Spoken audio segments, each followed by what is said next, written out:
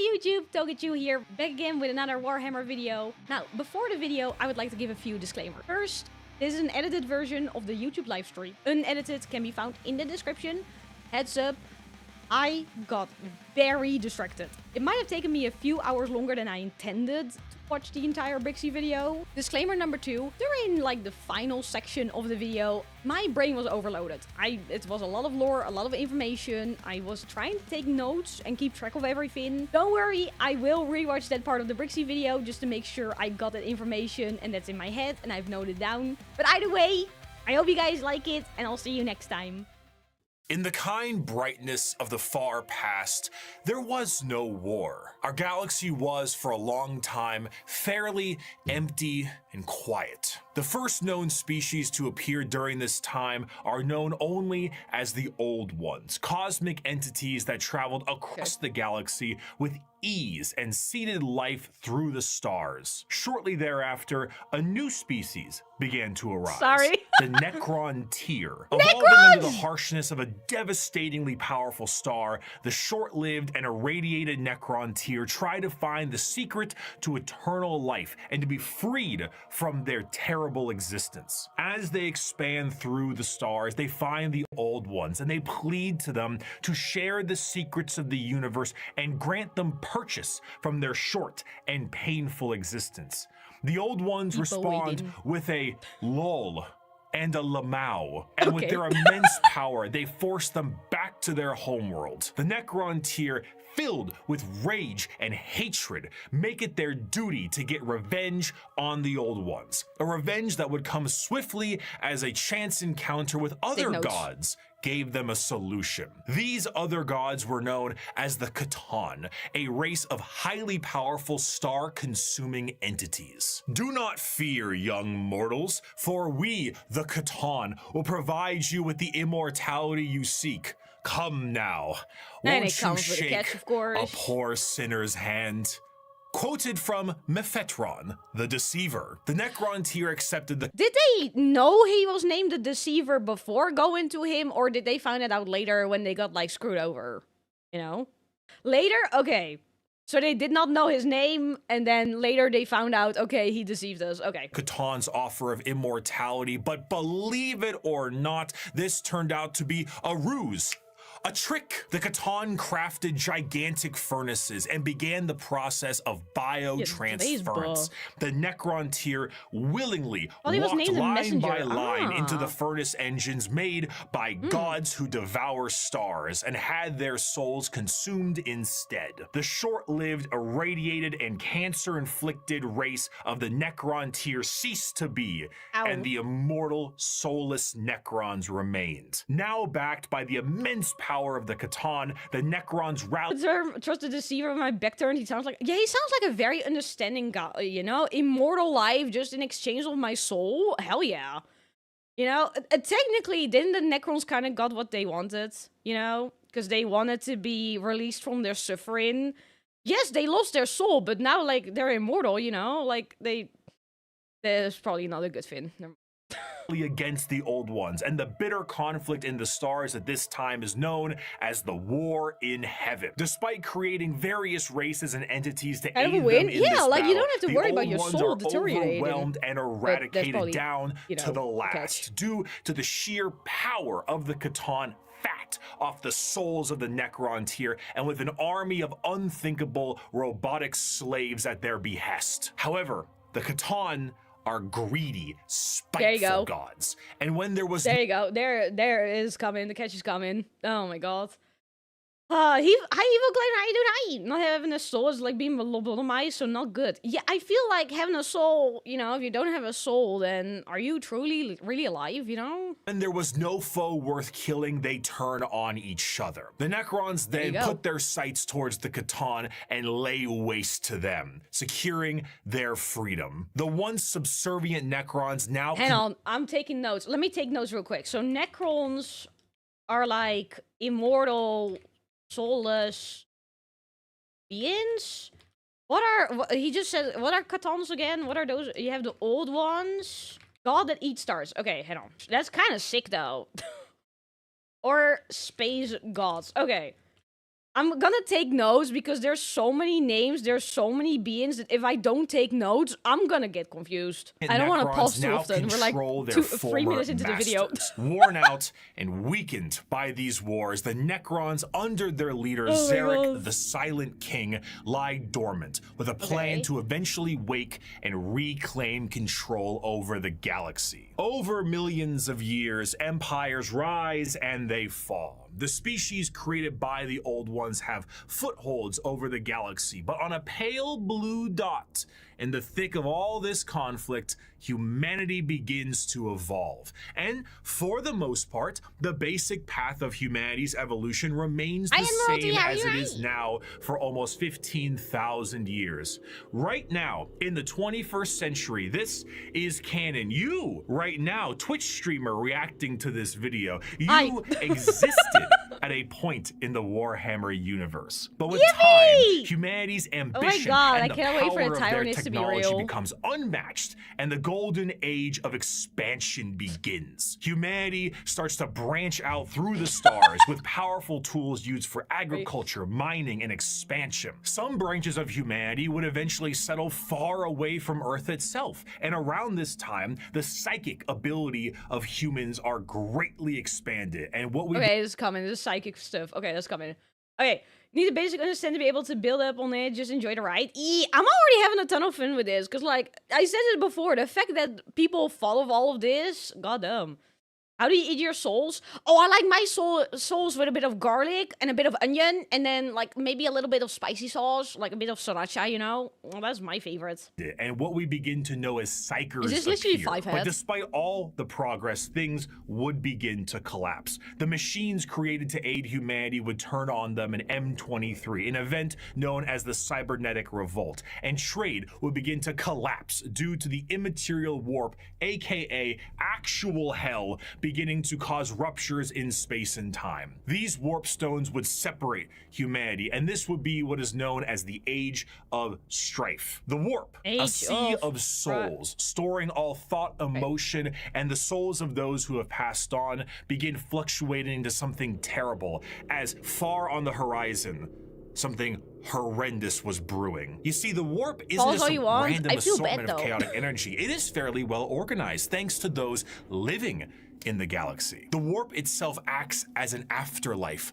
of sorts, and the actions of the innumerable amount of creatures who live in the galaxy are we gonna talk about corn again? A pantheon of organized entities known as the forces of chaos. At their helm are 3 major entities: Korn, Nurgle, and Tzeentch. However, a 4th one, Slaanesh, was about to be born. The ancient Eldar were one of the first species created by the Old Ones, and due to their extreme and unbridled excess, the birthing of Slaanesh tore a hole in the galaxy and forever split the Eldar into those of the craft world, who sought to bring their species back together, and those of the Drukhari, who wished to continue what caused the birth of Slaanesh in the first place. The birthing of this 4th chaos god settled the warp storms of the Immaterium and ended the Age of Strife, but humanity was still fractured.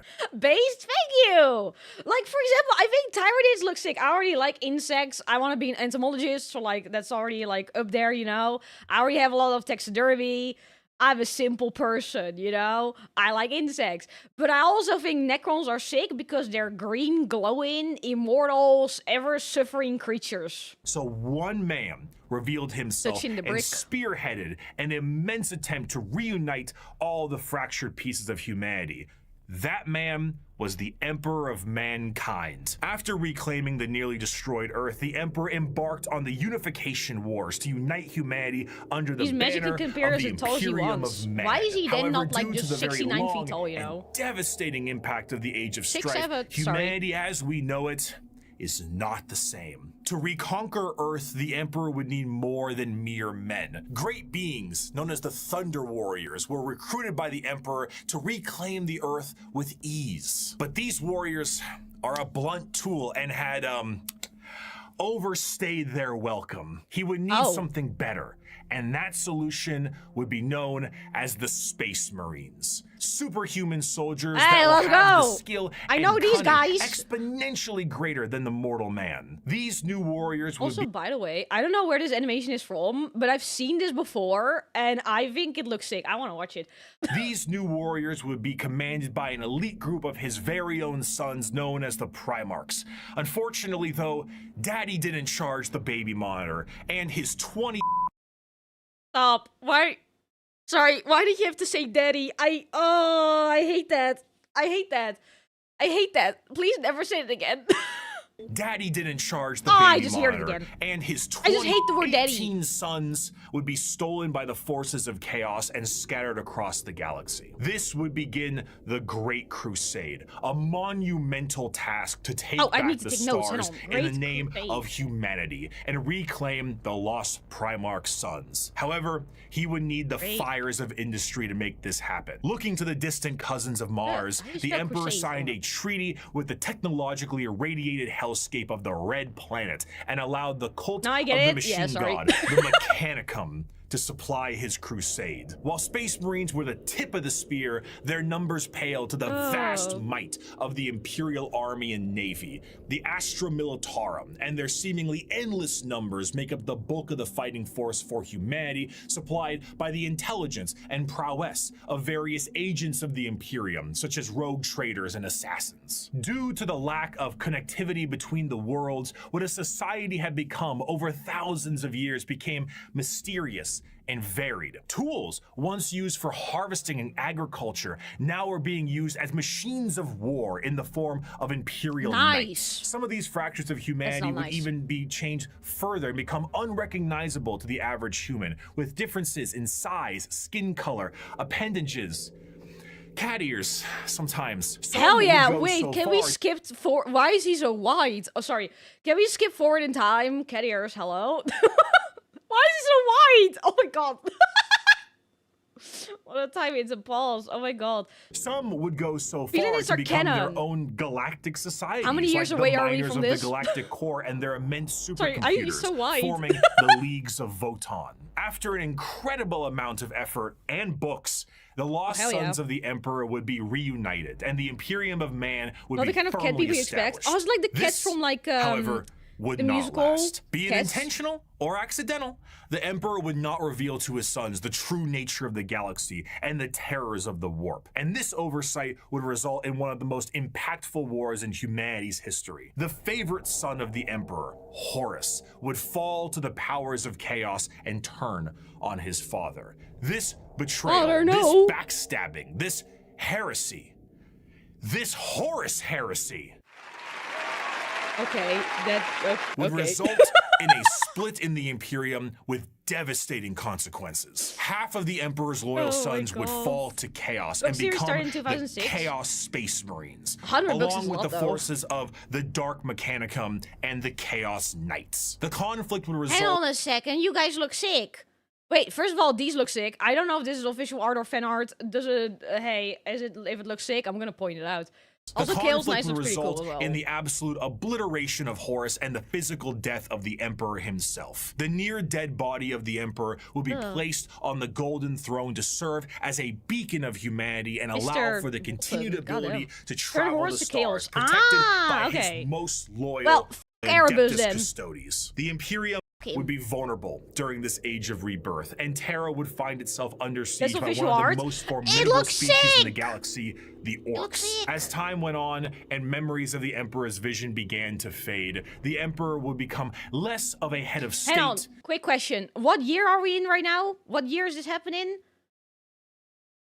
Cause I'm trying to keep track of the timeline. 30K? Okay, so we're currently in 30K, so Emperor, poof. 30 year, 30K. Okay. of a head of state and more of a religious figure. And the Imperium much would Nash change energy. to reflect this. The leadership on a planet would be at the behest of the High Lords of Terra, and their actions would be courtesy of the incomparable power and authority The big of the organization. Inquisition. I'm excited to The learn about the zealots orcs. of the Imperium would I'm excited to learn about intensify and them. create a brand new era known guy. as the Age of Apostasy. And this ecclesiarchal command of the Imperium would end up with one of the strongest fighting forces of Terra, the Adeptus Sororitas. Over time, this age would come to pass, and we would approach the 40th millennium of Warhammer. Okay, now we're in 40th millennia. 40,000. Okay. Which, you guessed it, would come with its own form of problems. A primitive species once found during a recon mission would be able to evolve in millennia. relative secrecy for 6,000 years, becoming a highly Pretty advanced straightforward. coalition of Okay. aliens known as the Tau I'm Empire. overthinking. And The if Tau! threats of the I've heard Tau so much to me. Anytime someone heard I like Gundam, they're like, you will like the Tau. galaxy weren't bad enough, there are threats from outside the galaxy. As a monster has begun to wrap Weep? its Yes, I tendrils am. around the Milky Way, the Tyranids, monsters My that serve a babies!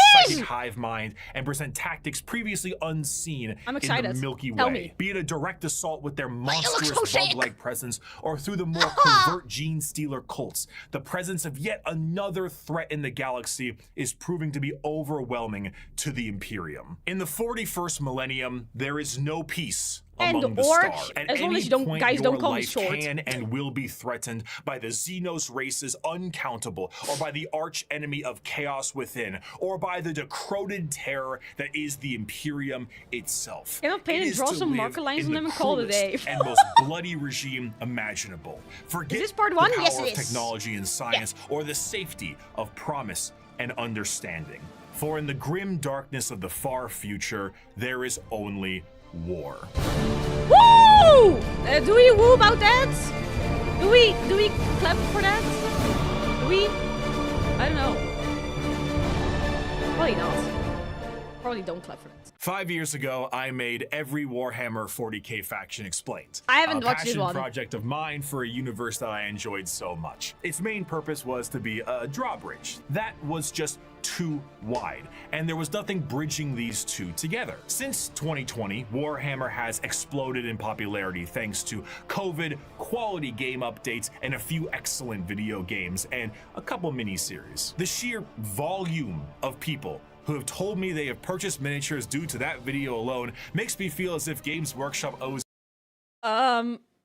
Hey, Bricky, you can put me on the list as well. Maybe after this video, I might buy a mini. Don't look at me, though. me Hands up. commission. Not guilty. However, okay, don't look at me. that video is incomplete. I was not a casual fan, but I was also not a hardcore lore junkie. In the 5 years since that video's release, multiple channels have sprouted up, and the drawbridge between casual to the obsessed has never been wider or easier to traverse. Where are your wallets? Even I, myself, have been a part of Adeptus Ridiculous, a podcast teaching lore in a more simpler and condensed form. Needless to say, Not even a I've joke. learned a lot. Whoa. Does he have any Warhammer codes is for Warhammer so much stuff? more than just Spaceman shoots big gun. It has also I'm grown in trouble. substantially from its origins, being a Rip your Warhammer wallet. fantasy spin-off just in space. Now, it is a black library filled Which, with like, I shouldn't immensely do, deep 'cause I'm characters, prepping stuff for my difficult 3D themes, model and even debut. some I really tear-jerking should've. stories. It is a backdrop what if I for a just, like, million paint minis stories on stream? over Oh, a God. million worlds, and I did not see its true depth in 2020. You know. But now,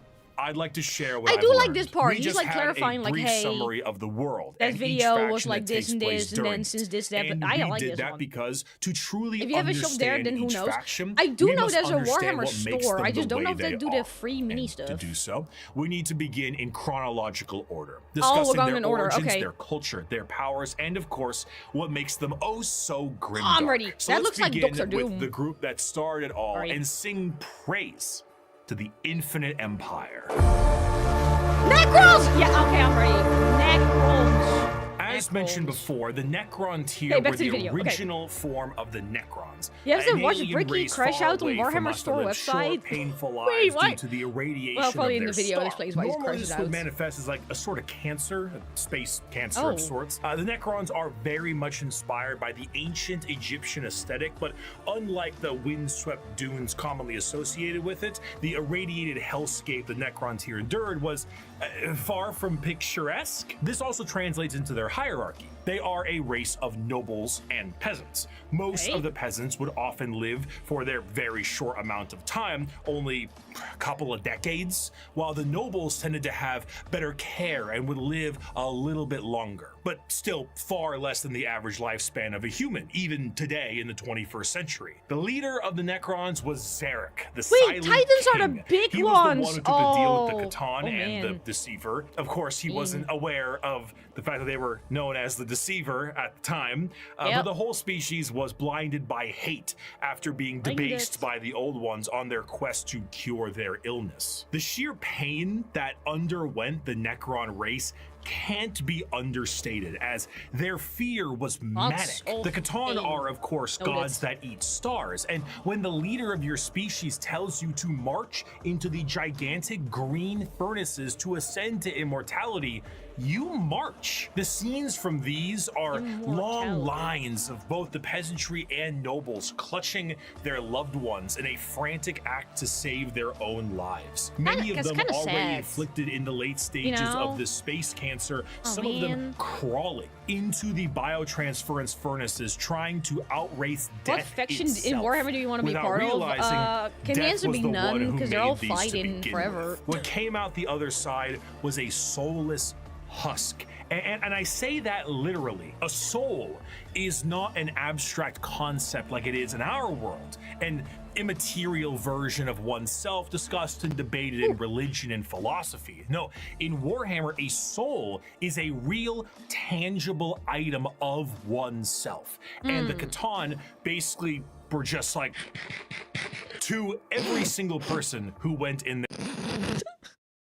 Okay, sorry, I didn't expect a fucking Minecraft noise. In their furnaces. If you were a peasant, you came out a Necron warrior, and you as an individual have ceased to be. You have no mind, you have no soul, and your body, as you know it, is made of an extremely advanced mass of re-knitting living metal known as necrodermis. I'm sorry! You cannot think for yourself, for you do not have I cannot play my brain to Spotify think music, with. otherwise I will play that. All you do now is await protocols from your overlords, which are the nobles who came out of the furnaces with their minds intact. Not their souls, mind you, but their minds are very much intact. I don't believe it. These nobles now have command protocols, and they are able to command all of their peasantry and do with them whatever they wish. Zarek, the Silent King, is the most advanced of all the Necrons, a perfect metallic version of himself with incredible power and intelligence. His strength allowed him to lead the undead and the unthinking armies of the Necrons to battle against the Catan when they were at their weakest due to their incessant infighting and then win back their freedom. But gods cannot die. So in reality, what occurred is the Catan were shattered into thousands of pieces, and each shard of their god was trapped in a stasis vault and mind controlled to do the bidding of the Necrons they once enslaved. The biggest challenge they face now are actually the upstarts of the galaxy. The Eldar and the nice paint Orcs job. were quite prominent, and as you can imagine, a galactic war really takes its toll on the joints, or I guess the servos. It was in their best interest to wait out the galactic rise of the other races and come back at a more opportune time. I just want to say this real quick because I haven't said it yet. I just want to, this is going to sound really cheesy, I'm sorry, but like, I want to thank you guys for like being patient with me. I am a very slow learner. I take a lot of time to digest information and to actually grasp what is being said. And like, you guys are really like welcoming and like, what the fuck? But who knows? Maybe I'll say something dumb. at a more opportune The time. man in the So wall. I they swear, went into YouTube names are stasis sometimes so via these interesting. massive tomb complexes hidden beneath various worlds, biding their Nurgle time worshipper, until it was once again hey, their I don't know what opportunity to he does. rule the galaxy. Zarek, the Silent King, as penance for his failure to his people, exiled himself into the darkness between stars for the next 60 million years with his perfect memory, a constant reminder of the doom he inflicted upon his people. Flash forward to the modern day, and the Necrons are reawakening. But you look like a it Slanesh isn't working as worshipper. well as it could. Is that a bad Whether fit? the tomb world is reawakened naturally or by some imperial moron stepping on a green glowing rock, the Necrons have come back to reclaim a galaxy they consider rightly theirs. But 60 million years of hypersleep have taken their toll. Many Necron dynasties awake with systems unrestored and huge swaths of their population's minds If you think hardcore completely lost. BSM is Necron solved, nobles wake with various mental faculties compromised, sometimes I will not say exhibiting anything. traits similar to excessive paranoia, schizophrenia, or even dementia. One notable Necron, Nemesaur Zandrak, believes that he is still back on his home planet fighting off separatists and interlopers. See, Oberyn, the separatists come, attempting to outflank me as they did at the 4th Battle of Vindach. How they calculate that daubing themselves green and roaring like savages will produce a different outcome, I cannot fathom. But it is of no account. Ready, my legions. Another glorious victory shall soon be ours. Other individuals, such as the esteemed Imhotep the Stormlord, seek to usurp the newly returned Silent King for rightful ruler over the Necron race, believing his time has come to an end. While scientists and archaeologists, sorry, I keep replaying like this section Trace because in the I'm also Infinite taking and notes. Orkin the Diviner, spend thousands of years bickering over artifacts and petty squabbles. Truly, the Necrons are a faction of unthinkable, unimaginable power held back entirely by their own hubris and 60 million years of stasis. It is a species that does not know of time, only of the ravages brought by it. A pharaoh of a dynasty may just be as frightened to awake completely mad as they are to be assassinated while they sleep. Is that secret level then? I want to watch that. In an instant. There is a play, like an opera play, a retelling of the war Use her to in experiment heaven as plague in the zone. Okay, Necron never mind. culture I don't like that Nurgle takes anymore. 40 years to witness, because why leave? You have no need to eat or vacate your bowels. You are immortal, but you are soulless. Despite the Necrons' incredible technology, their mastery over time, reality itself, despite all of this, they still are missing a soul. And therein lies the biggest struggle. Most Necrons look to conquest the galaxy. Immortal but soulless, biggest struggle. I guess that makes sense, because like you're not feeling anything, you're not aware of anything, you don't need to necessarily do anything. All you do is follow orders. Kill the interlopers like the humans, Eldar, and orcs that scrape at a fraction of their power. But the end goal for many, including Zarek himself, is to long as she's having fun, the souls you know? to their bodies, to undo the horrible fate he cast upon them. This is not the interest of all. Many simply wish to rule their dynasty with an iron fist and kill all they consider unworthy. But to many others, it is to undo the decision that doomed them all. Before they can do that, there is a pest that needs exterminating. That is the fundamental understanding of the Necrons. They are so hyper advanced that their science borders on magic. They play with the fundamental aspects of reality and time. Their mastery of the physical galaxy is the strongest in the universe. Their weapons reduce people to the barest molecules, and they have devices. So said to me, imagine having a near infinite time to do what you love, but you... See, that's the thing I feel like is really sad about Necrons. Like, you don't have a soul, you have no feelings, you have no ambition, you have no dreams, you have no goals. All you do is follow orders and just fight until eventually you fall down and you can't move anymore, and then what happens? You just explode? I don't know. Okay, so they have a conscience but no soul, and if you die, you revive in another. That is still kind of sad.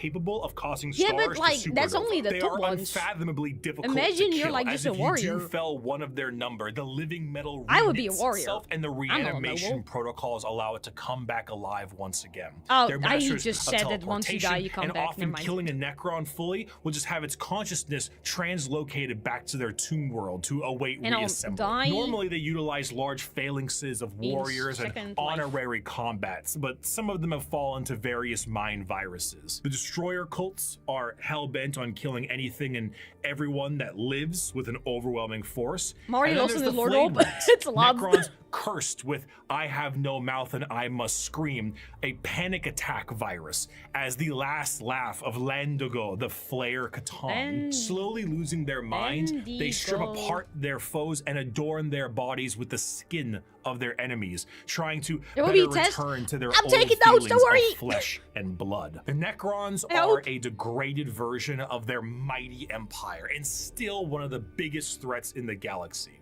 The only thing keeping them at bay currently is their awakening sickness and their infighting with no care to the timeline. But Shout out they to are Infinite coming. and Divide. And slowly, never they plan to die in, rid but this just galaxy of suffer the in. vermin that Woo! inhabit it. My people shackled the stars and broke mortality when the species you sprang from had barely left the slime pools it spawned in. Our wars burned Silent Kin is an reality, easier name and to the remember. dominion of our Silent Kin kings just is reminds me without of limit. Nameless Kin the from Dark ground you Souls. tread on is not And then yours. I want to play Dark Souls. It is ours. The war in heaven was a Good luck, I say. catastrophic Thank you, time for the Jared. galaxy, Thank and you. as stated in the above quote, I'm trying my burned best. reality. Kinda. Of course, souls exist in Warhammer, and in the case of the Necrons here, they were consumed by the Are there star actual gods. questions at This the end of the begs video? the question, however, if you were to pass Alright. on, expire, as one might put it, where would your soul go? The answer to warp. this is the warp. In Warhammer, I a knew the soul answer before you said is it. I'm real, paying attention. And so is hell. The afterlife, the Empyrean, the Sea of Souls, the Immaterium. All of these names refer to the dimension parallel to our own, known as the warp. Now, the warp is not like our reality. It does not follow the classic normalcy of time and space. It is defined as the Sea of Souls, and it acts like Sea this of in a more Souls. literal way than you can realize. To imagine the warp is to imagine the sea itself. Hell is real, and you can surf on it. It has a current and can That's become pretty sick. more dangerous depending on where you go and how bad the weather is. As the Immaterium is a reflection of our reality and of our souls, all thoughts, all emotions, all feeling What kind of that tattoo goes does he have? with Sorry, I a just noticed soul his tattoo. is passed on into the warp. Is If that? an entire planet decides it's going to engage in a Done with it. blood-fueled rampage of murder and gore, Secret level enemy. then the warp I wanna watch around that. planet will be affected in a I wanna similar do that one manner. live, It's yeah, not something it's you probably can better to do it see. online. It is a parallel, not perpendicular dimension. I don't But even know it what is changing. To perpendicular expose means. oneself to the warp for any period of time invites certain death outside of the most iron-willed of individuals, and to stare into it will drive one mad. Much like the open seas, things dwell in the warp. Whether these beings were always there and were Bug just heretic. I'm emboldened sorry. by the I'm carnage of sorry. the galaxy, My whole we can VTuber only design is also speculate. At a bug-based, time, so you could say it was more calm. But a certain faction's galactic war in heaven didn't do it any favors. Now the warp is turbulent, and its realms belong to a pantheon of gods known simply as oh hell yeah! The forces of chaos are beings that serve directly You're under their Slanesh patron coded. deity. That's the second There time are someone told four me I'm current Slanesh gods of coded. chaos at the moment. Khorne, Tzeentch, Nurgle, and Slanesh. Each of them represent various facets of and emotions of sentient species and play a great game against one another for total control over their realms. Interestingly enough, while What's their your favorite anime? disciples have Haikyuu. physical forms we can understand, the Chaos Gods do not have that a too fast? Maybe. physical visual that you can perceive in reality. So while there are God of tons Change of loses if he wins, fantastic so he fan can be art, the we judge. do not That know is sick. what they What the- truly look like. Though they are conveniently color-coded. Khorne is Oh my the God. god of blood and murder, awful. carnage, and slaughter. He is the one who is most powered by the wholesale killing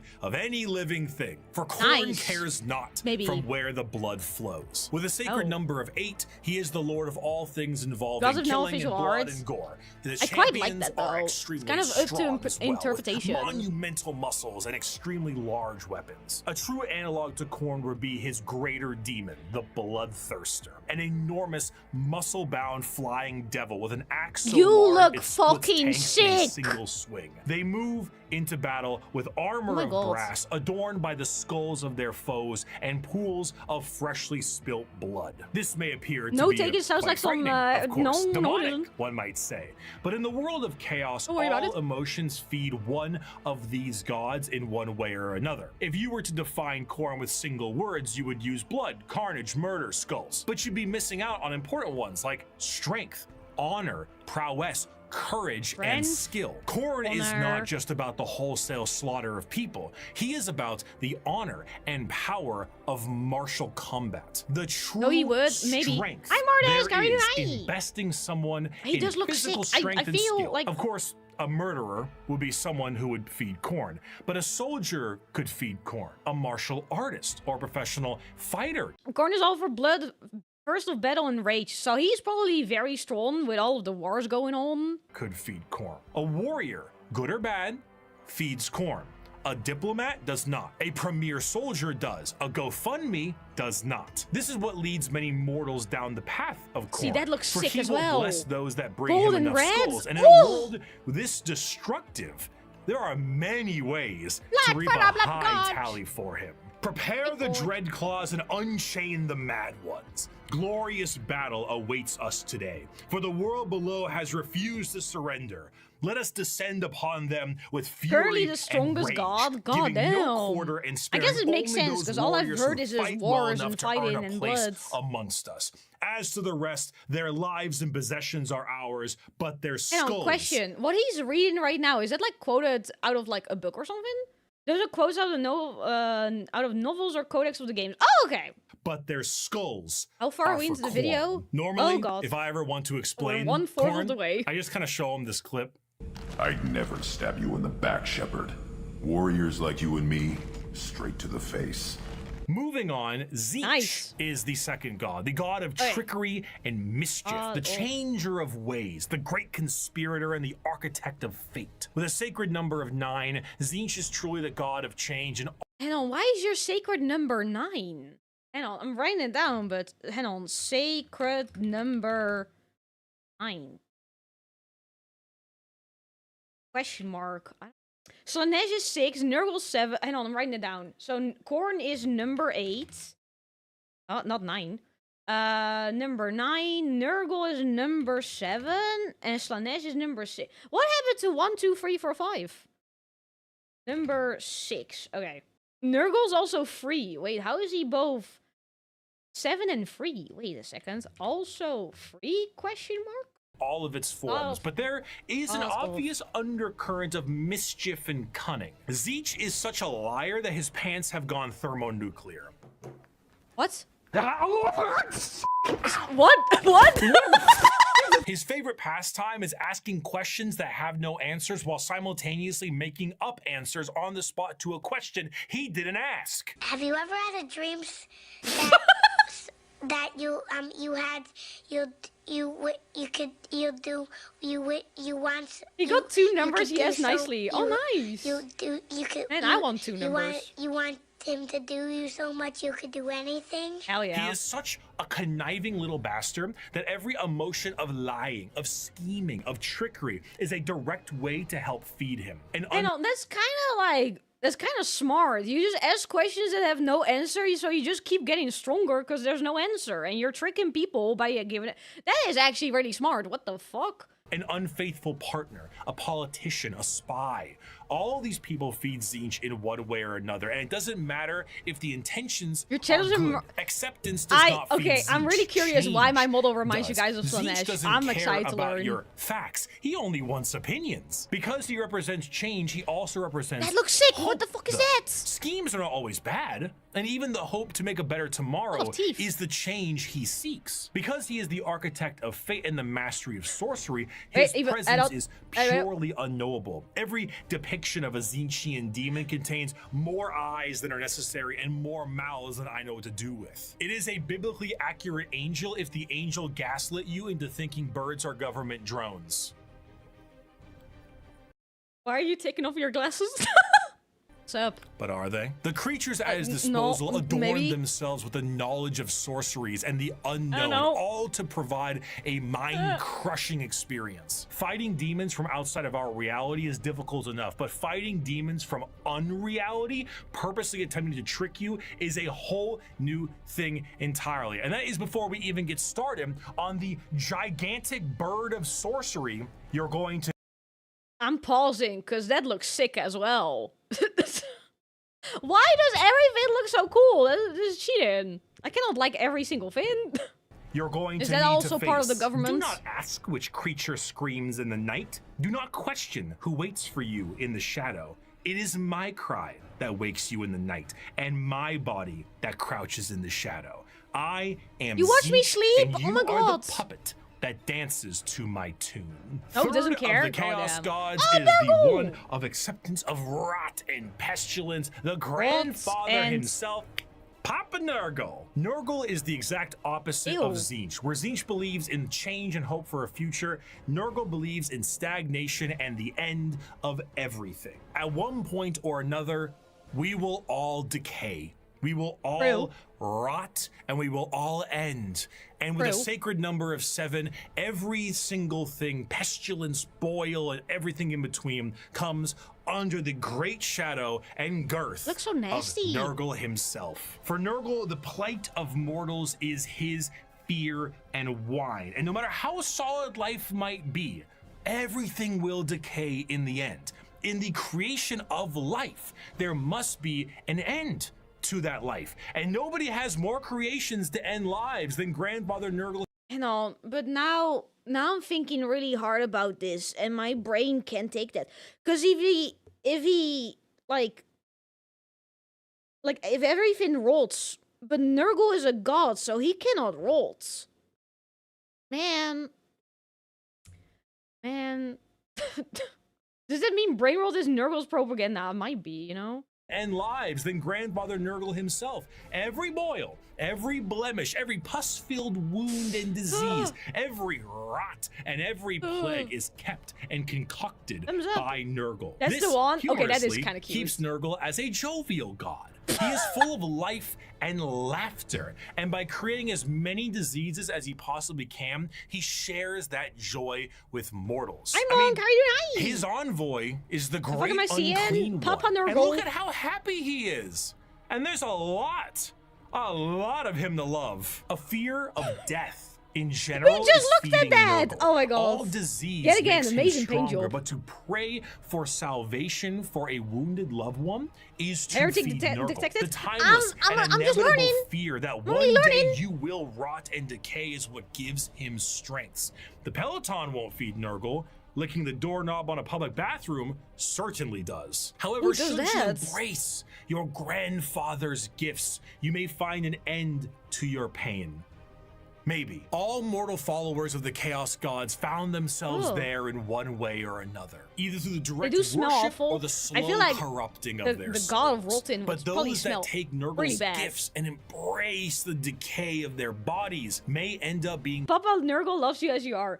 So so let me get this straight. If I don't shower for a week, Nurgle would be happy. I won't get publicly shamed by Nurgle if I forget to shower. Is that right? Because then, hey, Nurgle, thank you. Not that I don't shower, you know, I do shower. It's just that why am I asking this? chosen among his few as a faithful servant. In doing so, you will be free of the pain caused Yes, by you will? Okay, Nurgle's good to know. ailments, Noted. and you may even find yourself just as jovial and happy as he is. Looks so happy. Maybe. His enemies shall wither and die. His allies Never shall shower wither again, and Nurgle die. proves. The Oh my universe and God, all he will within love it me even shall with all of wither my pimples? and Oh my God. die. And when the great You shower? corruption has settled Maybe. over the Who land knows? No and proof. permeated the And I very won't. foundations of reality itself, then We all know shall you the shower like Lord once a of month. all Okay. rise from the rot and ruin, spread his arms wide to reclaim all of his dutiful children. Those were the 3 major chaos gods for a very long time, emboldened by Okay, war but and death give me on a Slanesh. galactic scale. Ever present, but now fact on the suffering of a galaxy. One Nice. race, for a while, was able to elude the pull of chaos. An advanced race of psychically attuned aliens whose master over the physical world was so strong that chaos could not gleam from them the morsels of power they once had. Why do you want to be on Nerdle's side? I don't know. Evil love me no matter what. While. 60 million years ago, in an attempt to combat the Necrons in Catan, the old ones made a new species. It will give you more pimples? With innate power in the warp and the ability to harness it with a mastery that was silly.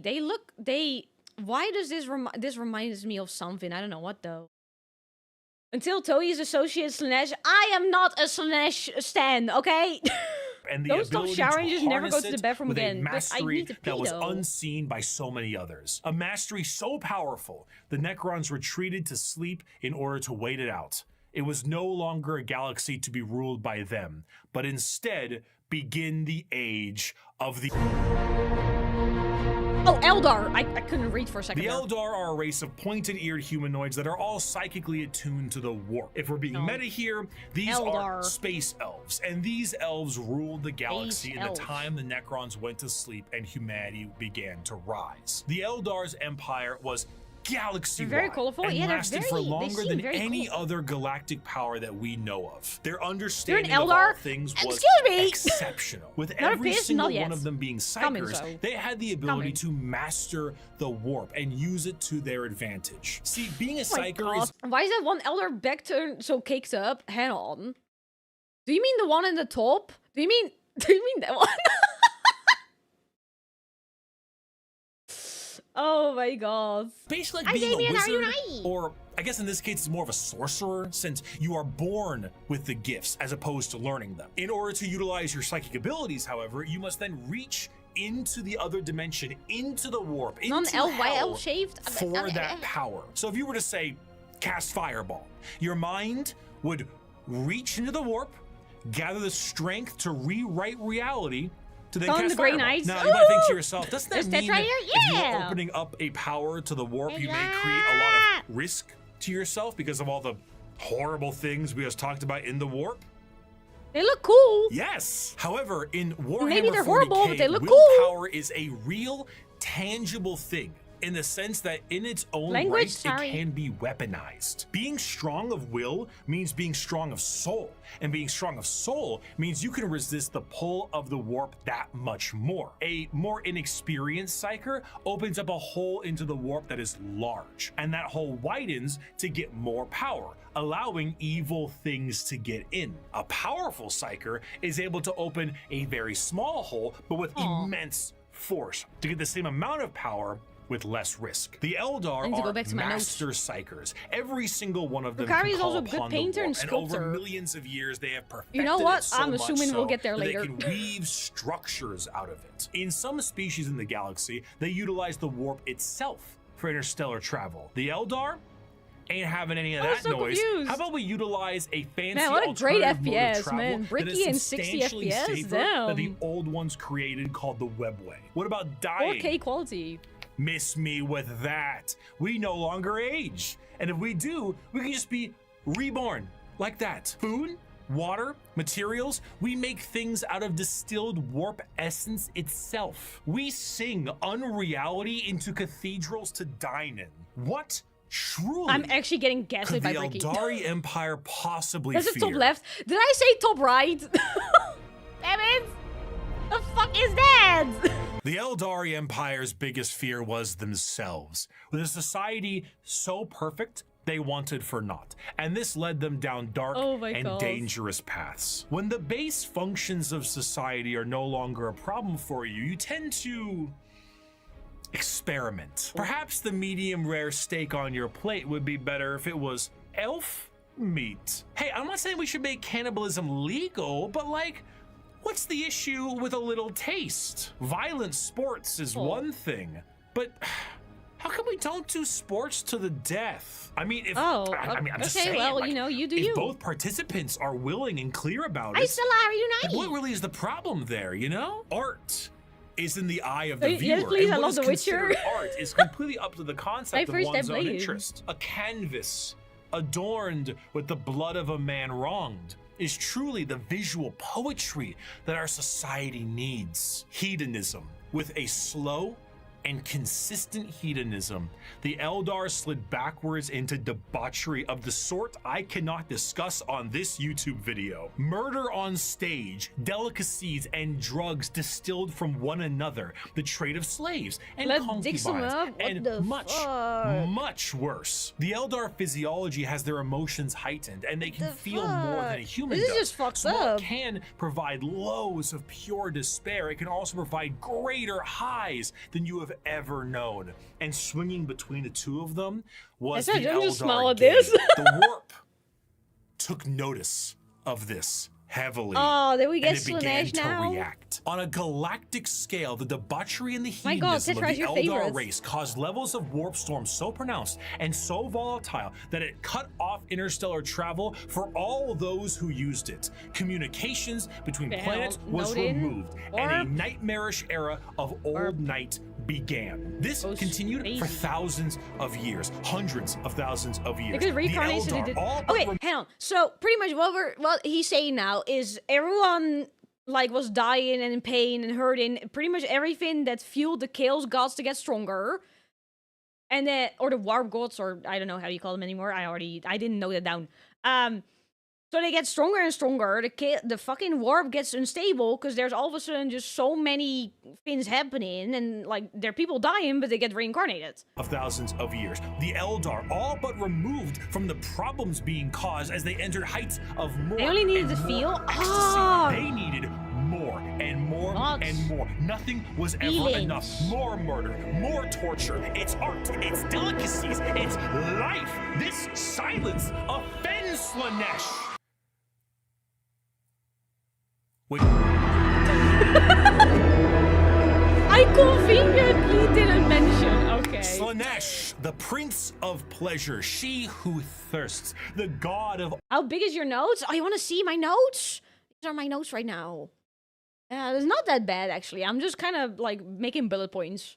Art in the background's from a recent codex. Unspeakable excess. Looks pretty sick, not gonna lie. Chaos god with the sacred number of 6 Bruh, adorning their title. Slanesh, it's fun to tease you. Because with our other 3 chaos gods, there was You just a certain woke up and over here understanding like of teasing human you, emotions and desires. But for Slanesh, that desire is how they get their power. The words to be used would be decadence, pleasure, are you guys saying I'm passion, Slanesh themed because of all the purple I'm seeing? Or is it pink? It's more, well, it's kind of both. Magenta? The want to do more, experience more, become more. That's what gives Slanesh their gifts. A lot of people believe that Slanesh is something that originates with sex. Specifically, and it makes sense why they assume that. The visuals of Slanesh patrons are all very lithe and sexual, but they are also intentionally androgynous to appear attractive to a variety of intrigues. However, shit. What did that say? Head on. Androgynous to appear what did that say? To a variety of intrigues. Head on. I'm not gay, but I'm Swedish, and gay as shit. What?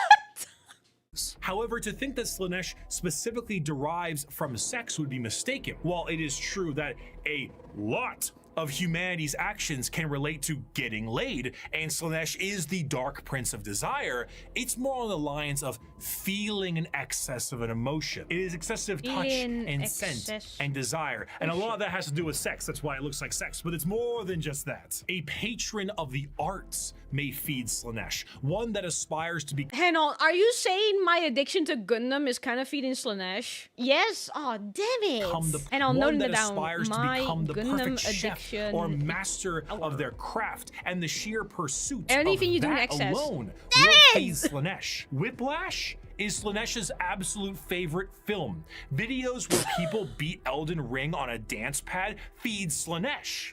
There are no 2 words in the English language more harmful than good job. But is there a line? No, man, no. This also moves into the concept of. So what you're saying to me is my Gundam addiction feeds Slanesh, my Chikawa love feeds Slanesh, my Gudetama love feeds Slanesh, my addiction to getting tattoos feeds Slanesh, my love for streaming feeds Slanesh, my love for getting art commissions feeds Slanesh. Damn! Feeling. Sensation is a majorly Slanesh-coded thing. It might start off feeling good, but then you get to play around a little bit, you know? You play with a little bit of pain. Light pain might not be enough, so you might want more. Or inflicting the pain could be your jam. Any feeling or Music says can increase any to volumes that may hurt your ears, and even then that might not be enough. More.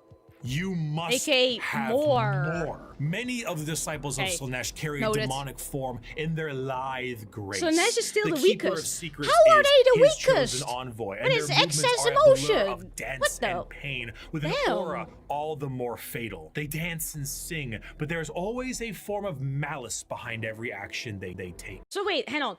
That actually does make sense. The only thing she doesn't like is if you die, because then you cannot feel excess emotion anymore. They take an alluring gaze that will pull you new kid in on the block, right huh? before the demonic entity can crush you in that grip. Slaanesh's palace has 6 What layers year are we even in? surrounding it, and one of them is the excess of gluttony, where the participant finds themselves in a beautiful banquet full of the most delicious foods imaginable, tables of delicacies, Other and gods are more rivers power- of time wine. to get power? tend Ah, to that be makes used to sense, such okay. degree that they cannot stop Because- stuffing their face, Because unaware that the I'm good. things they are eating are very vaguely familiar meat. If one does not see themselves cannibalism? drowning in the river of wine, they may soon fill their Eggs. bodies up so much that they cease to function and fall over, becoming part of the banquet themselves. That is one of these 6 layers say? of Slaanesh's palace. Eaterism? This was the ecstasy that the Eldar civilization Are we in indulged 40K in or the year for 48? millennia, and did so year at a 40 okay, monumental year scale that they create a god 42. from it. Find pleasure Around in 25, every 30K. moment. Okay, now I'm getting mixed Indulge in signals. every whim. Let lesser It's like races feel 28K, the okay. burden of their crude lives. We are beyond such concerns or worries. This is every in general? power Okay, is I'll just ours to write use. down Every in sensation ours to experience. We are truly masters of the galaxy, and all others exist only to satisfy our curiosities. We have earned our position of power. How far Let are us we in the forever video? taste the fruits Guys, we're almost of such halfway. Oh my achievement. God. Time itself is ours to command. We Oh, this are video needs a eternal. lot of editing. Oh my god. Oh my god. With the birth of Slaanesh, the Eldari Empire ceased to be.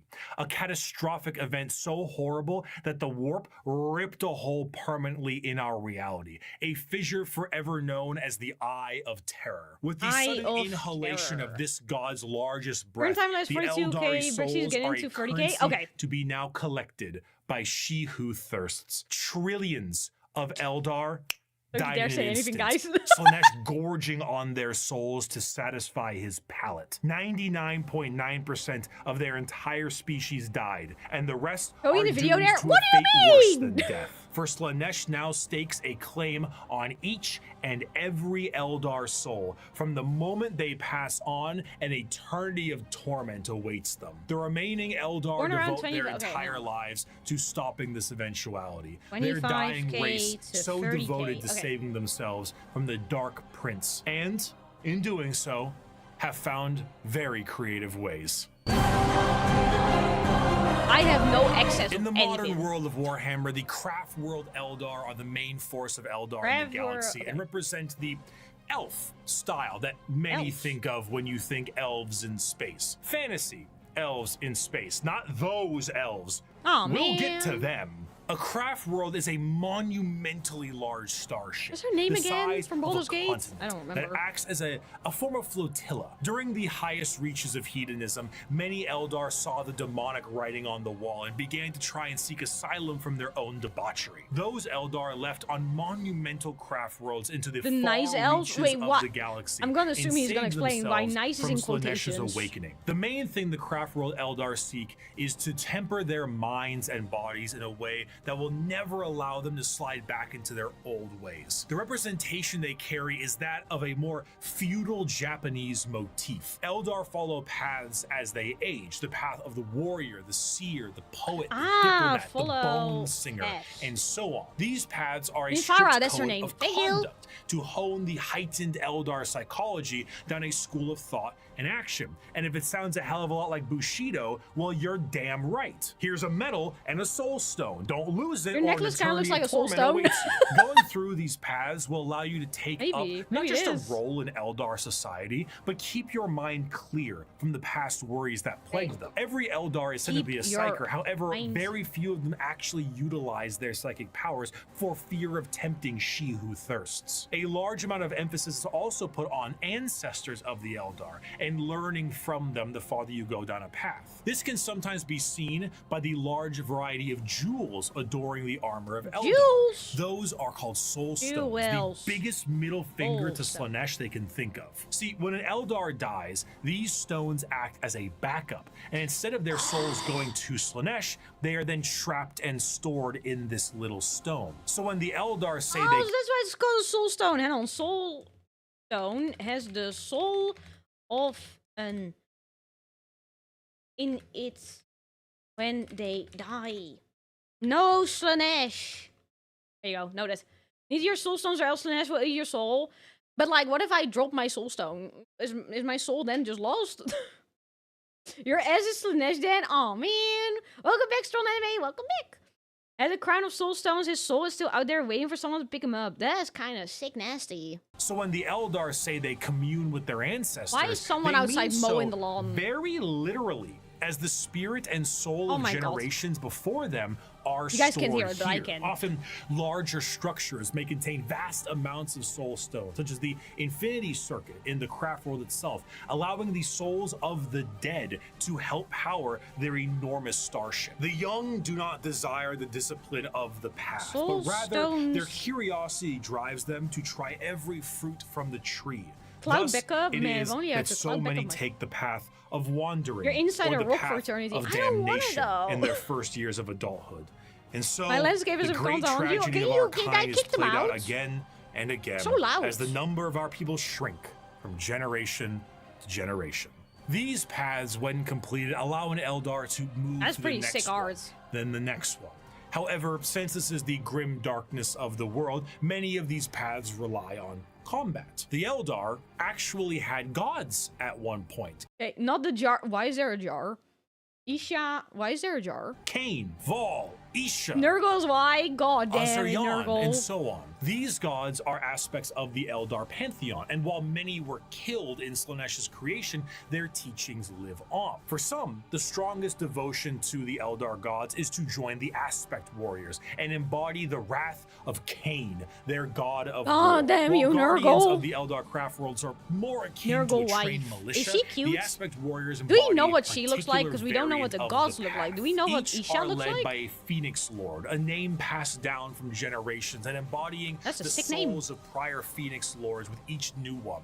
The Howling Banshees, led by Jane Czar, Fugin and his Fire Dragons, Baharoth and his Swooping Hawks, or Malgan Ra and his Dark Reapers. Each aspect shrine carries with it the Eldar way of war.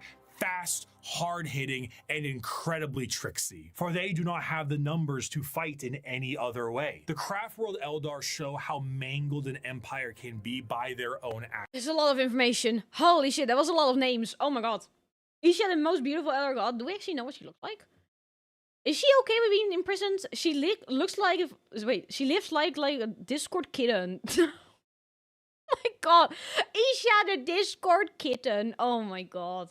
It's complicated. World Eldar show how mangled an empire can be by their own actions. They once ruled the galaxy in an honest, non-hyperbolic way, but in the end, they were bested by themselves. And their most prominent remnants are forced to drift aimlessly through the galaxy, trying to save their species from extinction and resist the temptations of she who thirsts. I get that you're like rotten, but no need to be toxic to your wife. The party! It's just beginning.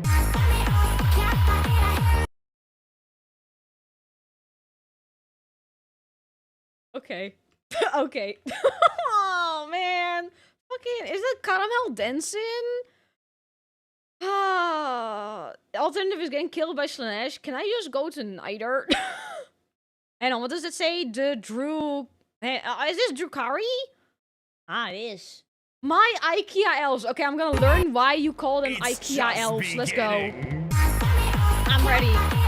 I'm ready to learn. Deep within the webway is the city of Kamara. This dark city IKEA once existed elves. as a port in the webway that allowed Question mark. for ease of transport for the Is Eldar he toxic between relationship? its Nurgle feeds her various diseases from domains. experiments The and spreads it significance to of this mortals, but city Isha meant that whispers it to needed cure to be mortals. a What bit the more of a fuck? neutral territory outside of the jurisdiction of general Eldar law, and therefore it was allowed to self-govern. This did not go well. The Dark that's not City surprising. became the hideaway for all manner of sin. The Eldar race slipped All into manner debauchery of on a galactic sin. scale that it birthed a god, Another and hand this touches was the the brick. city Hey, you I'm went not to when touching that Bricky. wasn't enough I know it's a for joke, you. don't worry. The convenience of being so deep within the webway was that it exists as a blind spot to the horrors of the warp. So while the rest of the Eldar fled the downfall of their species, Kamara kept partying. When Slanesh was birthed, Partying. they were saved the worst I'm known of as it, that, thanks they're to them being partying. Okay, nice got it. and neatly tucked away inside the webway. But only somewhat. The Dark Prince did not have a grip around their soul, but the tiniest pinky finger, and they were still pulling. But due to their excess hedonism, they found a solution to this problem. If they tormented others, they could temporarily rejuvenate their souls and continue to cheat their inevitable death by placating the Prince of Pleasure. And if they kept this up on the regular, they could effectively become immortal. Why does every single one of them want to become immortal? What the fuck? First the Necrons, my babies. How this? Immortal. 40k is a nice place. You know what? I don't want to be were reincarnated born. in this. Unlike I'm the good. more stoic elves you see in works of fiction, the Drukhari themselves exist as a sort of analog Turning of the your more ribcage into a grim and frame of a fiendish heart. elves What you the find in fuck? Norse and Okay, I'm gonna learn, I European guess. mythology. The Drukhari are soul vampires, but the Soul more basic vampires. means to feed are hardly enough to keep them going. This desire to feed is known as the thirst, and to Thirst. quench it effectively, they have mastered the art of biotechnology Lesson and Berserk? dark No. sciences to really don't juice talk about Berserk. themselves up on the crispy soul sprite from the vending Evil Knight. machine called the Galaxy. The majority of Warhammer is Drukhari fucked act up, you as get it? It pirates just took and me, raiders 57 and minutes. slavers. They go into our physical reality and drag people back to Kamara to commit atrocities that go beyond any imaginative torture a human can think of. The Good Drukhari things? are organized in Or various good groups throughout the for Dark City affections to that do, like, accomplish no this in a pain, more no suffering, organized no and war. extremely Does that even brutal way. exist? The Cabals act as the main warriors of the city, led by their archons. Witches and succubi act as entertainment for Kamara in gladiatorial arenas, and the flesh-crafting homunculus keep the Drukhari alive and discover ever increasingly more painful ways to torment Gets their way worse? ever Oh, increasingly no. large supply of slaves they are brought. The Dark Eldar see Oh, the no. other inhabitants of the galaxy as little IKEA more elves than because they will cattle, torture a human for livestock about that 20 can be years, doing brought to unspeakable bay things, or and then turn them into slaughtered liver at and any throat. time. What Their the fodder, fuck? however, Turn them into a chair, and then they never die, so... Freeman! Yippee! Yippee, I don't know. That's right. Why are you Why do you like them? Do you like them just because of the IKEA? Or do you like them because of the torture and never-ending scream and suffering? Which part is it? their fodder, however, is not meat and muscle, but the anguish and despair of the weak. Not bad in the some Dark Eldar places. do indeed Oh, drink just some? blood, but also tears. This is and why most Chet wants me sustaining to of seal all, them. the raw essence of pain they wring out of their captives. The truth of the matter is that Drukhari sustain themselves on the suffering of others, not just morally, but physically. Ah, God forbid for an elf as a hobby. How is this a hobby? Not just morally, but gets physically. worse? How does it Kamara get is a worse? city rife with backstabbing schemes and murder. It is the How worst does it get back even alleys worse? of the worst ghettos at the best of times. Nothing is Have you more seen my horrifying ultramarine to a chair? Drukhari No, than should I be death. scared? For death will see them in the talons of Slanesh for an eternity of torment. So they do everything they can to stop this. The homunculi covens hobby shame? regrow dead I'm just members wondering, from so if pieces you're of alive, flesh as bargaining chips. you're being The tortured succubi or in create war or in grisly pain or dying gladiatorial or anything spectacles else. that But if literally you die, you're with rejuvenate Slanesh. the audience members as captives are murdered for sport. To be captured Damn. by the Drukhari is one of, if not the worst 'Cause fate it's 40K. imaginable in the Oh my world God. of Warhammer 40K. In a universe built on war crimes, they is are the fucked most up. debased war crimers of all time. To be tortured and sacrificed in the gladiatorial arenas is a blessing, for you have escaped the fate of being in the Fleshsmith's control group, or No. being turned into a living and breathing piece of furniture for an Archon's IKEA, there you go. quarters. In a cruel twist of fate, a newly born Drukhari Hey guys, does Happy not Christmas. arrive into this world Soon-ish. loving torture.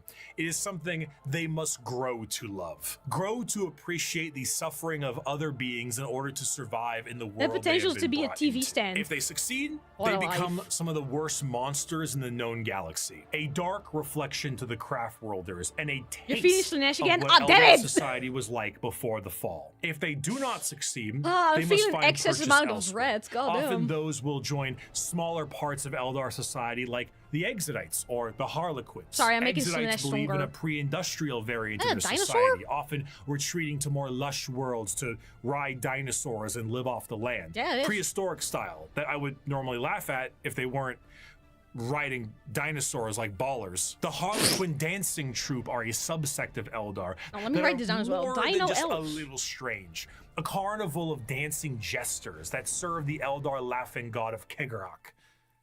They arrive never when expected and leave just as quickly. Blurs of light carry their footsteps as they dance their foes into a grave. Combat Feel is like I make a just pretty as much good of a fridge. joke I would as just it try is to a eat the play on fridge. bloody murder. I mean, they eat travel what's in the aid fridge, many not the other fridge. Eldar Okay. and sometimes even humanity for reasons we can never understand. Perhaps one day we would have, were they not stripped of their army book and folded into the Eldari Codex. So I suppose Oh. it'll have to stay a mystery, or maybe it was one of Kegarok's master plans to get back at she who thirsts and save their species. Who could know? Perhaps it was all a sick and practical joke to Kegarok, and he would just find it very funny to watch me Sorry, fumble. you guys. What about a Tyrannid? No!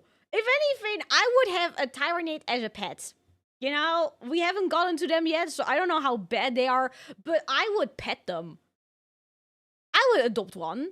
To Kegarok, and he would just find it very funny to watch me fumble the discussion of one human on a tiny blue planet across the galaxy.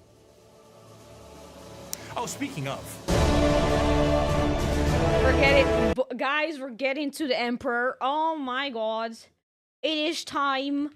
Or, hang on, I'm just gonna write down Emperor. That's all I'm just gonna write down, just Emperor. You know what? My only note is gonna be Emperor. Emperor is great. He is amazing. Listen to everything he says. Ignore my previous notes, because all that there's. Guys, is this a good note?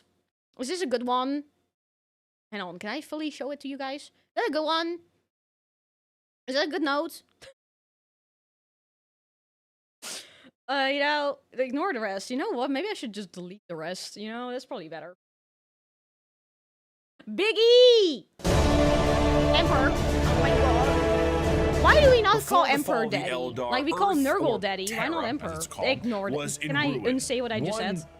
man who looks to put the pieces back together. Where did he come from? We don't know. Some say he was the result of early shamans. Some say he is the final old one who escaped their species' genocide. And those that are smartest know the answer is it doesn't matter. We'll find He out. revealed himself as the Emperor of Mankind, and he was tasked with the most monumental upheaval of humanity possible. The Eldari's warp fluctuations had turned the golden age of humanity into old night. Not just Horus? Interstellar travel Wasn't it cut also off? like Check. 20 An AI kids and then uprising? 18 Check. 'cause we ignored it Brand too? new psychers popping up and not knowing how to handle their powers? Oh, check. Demonic incursions? Check. Thousands of years this Excuse me? occurred, and now the Emperor of Mankind showed himself to put the pieces back together. Unifying Terra under his rule, the Emperor founded the Imperium of Man Imperium. and ruled it with an iron fist. He was the supreme leader, and nothing could stand against him. supreme He leader. wished to remove mankind from the yoke of its former failures, and he knew 19 he would more be the than dead, best but yes, leader they okay, could got it. have because he was right. AI banned, religion banned. You did as the Emperor told you, or his Thunder Warriors would put you in your Just saying, place. you know, a little That field place trip across the often stars. being a grave. Now Terra was thriving, but AI humanity banned needed Bob. to Hey, reclaim its yippee! long-lost brethren scattered across the stars. But to do so, he needed those that could build him a fleet truly meant Depends on for how you the count it. Big E had reconquering of the 18 to 21 galaxy. sons. And so That's he a lot turned of his sons, damn. attention to the red planet of Mars. Mars! Oh my god, what does it say? Attempt to... Oh! Mars and Terra were close allies long That's where before we're the at. Unification Wars. Mars was See, the first... this is the part where I semi-kinda recognize Vince, because I played Space Marines too. And then you have this guy, and you have the floating babies, and you have the... What was it called again? Templars? You have those, you know? The timeout corner being the graveyard. You know, that's just small details. Many more theories about where he's born, but the most plausible one about shaman rituals, all four to combine their souls into one. It's kind of sick. Mars was the first world terraformed by humanity and became what would ultimately Mars. be the first hive world, an epicenter for industry and technology. The Age of Strife did not treat the Red Planet kindly, however. Mars was cut off from Terra during this time, and the warp storms that ravaged the planet turned it into an absolute nuclear hellscape.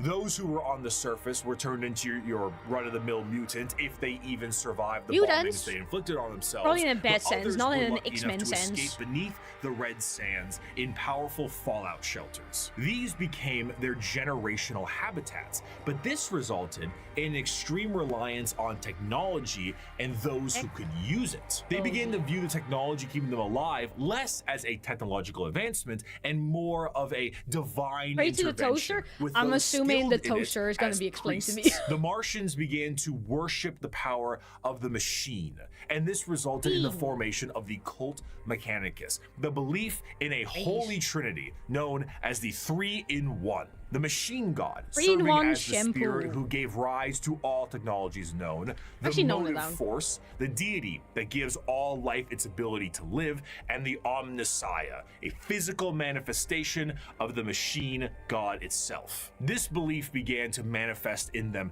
physically as well. What were once humans began to really mess around with the character creator options, and this tech obsession made them view instances of flesh to be weak and spend their lives removing what makes them human and replacing it with mechanical augments. Robotic limbs, glowing eyes, mechadendrite arms. What was once a mass of flesh now looks like the back Praise of for a your router. toaster. And the oldest members of You know what? I do Mechanicus love no toasters. longer You know even what? look That makes sense. slightly human. In addition to this, cloaked over all of their mechanical appendages are robes that reflect the color of their homeworld, the red robes of the Mechanicus. The Cult Mechanicum, now the Adeptus looks sick. Mechanicus, create a fascinating combination of cultures all birthed into one. Basically, techno-zealot monks. Organic life is the machine god's greatest accomplishment within the scope of the great work. All praise he who is three-in-one. By giving us life within an organic shell, Please he plug another presents us plasma with the cannon means and directly into my opportunity to brain. improve upon Hell yeah. physicality, Little as laser is eyes. his divine plan. He grants us complex weakness so we might learn metallic You know, strength I and would ascend like to more his appendages. level I would like of more arms. machinic Then I can do more stuff. The Emperor's arrival to Mars was very much If a your computer walking still in scrolls, with you're the praying to the pizzas while wrong. the room is on Damn fire it. moment. But to the Mechanicum, they saw his arrival as confirmation of their belief. They took one look at the glowing golden entity that showed up on their doorstep and were like, that's him. That's the guy right there. And they immediately accepted him as the I still spell it Omnissiah. wrong. Obviously showing up and being called Machine Jesus shortly after wiping out all There instances you of go. non-Machine Jesus a little bit beforehand is an instance of capital H heresy. But the Emperor saw the bigger picture. Were they strange with how they rubbed unguents on themselves, burned incense, and prayed to machines for them to work?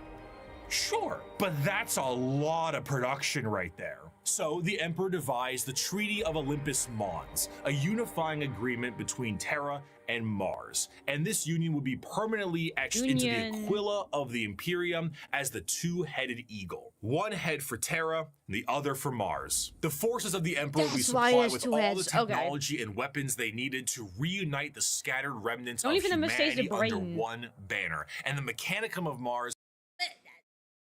You know, but why not replace your brain with a machine?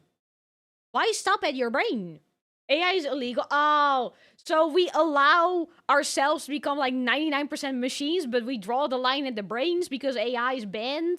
And I'm the Mechanicum of Mars will be able to keep doing what they were doing religiously and scientifically so long as they kept up their tithes. Oh, do you mean, is that the Necrons? Tithe meant total quality control over all technology in the Imperium. Is it a big spaceship? AdMech take care of that. Tanks? AI AdMech banned take care of that. Necrons. The literal bullets in a gun, you guessed it, but unlike the factories of today, the forge worlds of Mars and the creations of the Mechanicum are a bit of a different experience altogether. Instead of a factory on a random given world, the entirety of the planet's surface is dedicated to manufacturing. But that's a little tricky, isn't it?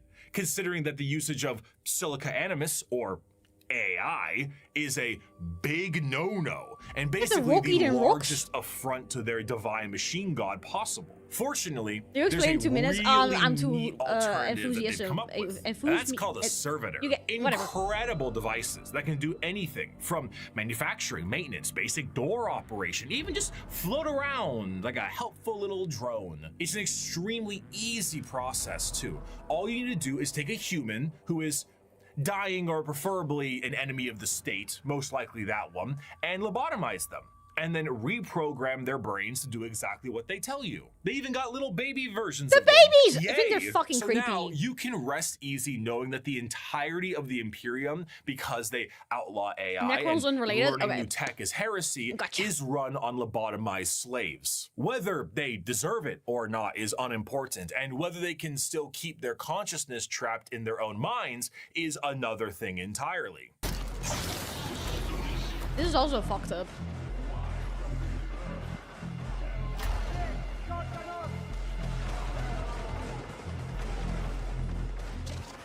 Competence is showing. An excerpt from the Servitor creation factories. Naked human beings were standing in a switch-packed line between high fences. The manufactorum produced servitors, but it was more akin to an abattoir than a workshop.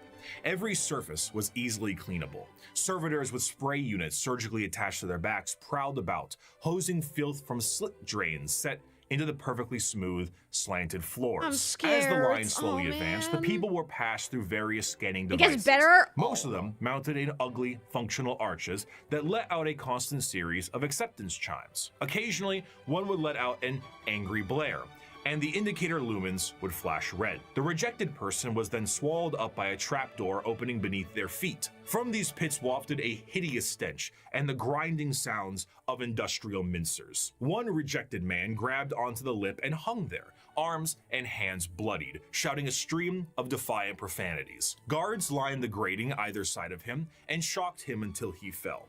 The adepts wouldn't even waste bullets on these people. The trapdoor flipped up, and the next terrified person was ushered forward. Violent metal arms snatched them up and spread-eagled them in the air, and a servitor shearer shaved them all over. At another, they were subjected to a high-pressure counterseptic wash whose chemical stink made me choke from 100 feet away. More scanners, more rejects winnowed out. Machines forcibly dressed them in a heavy rubberized garment common to all monotask servitors. These were saggy on them, all one size, until another process shrank them to fit their bodies where metal cuffs, sockets, and collars bit into vulnerable flesh. The last few prayers gave way to screams at that point, and even the most stoic shouted in pain.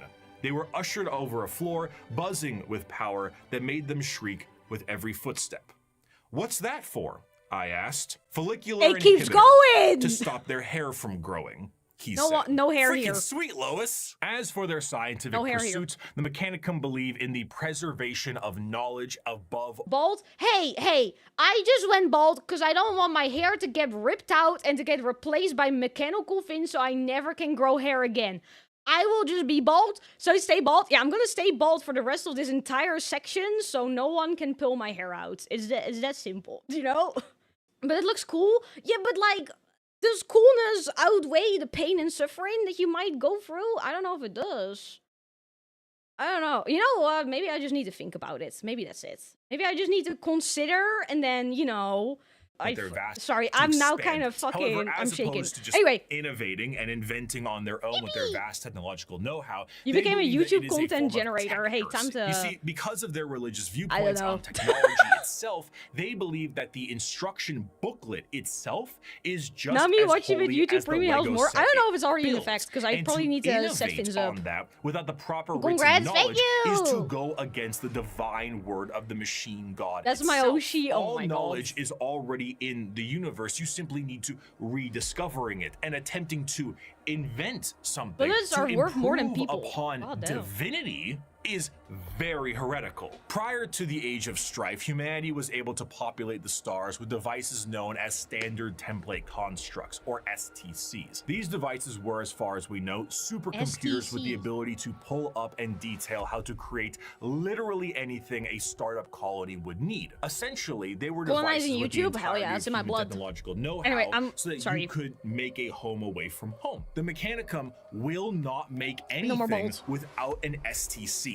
Quite literally, Congrats, thank you! nothing, because this is the knowledge they seek, and that knowledge is divine. One time, scouts of the Imperial Guard found a functioning STC that provided the schematics on a knife that happened to be a bit lighter and a bit sharper than most other knives. These knives were adopted by 30 Space Marine chapters and were one of the most advanced discoveries of the century. This discovery was so significant that they were each awarded a planet for finding this.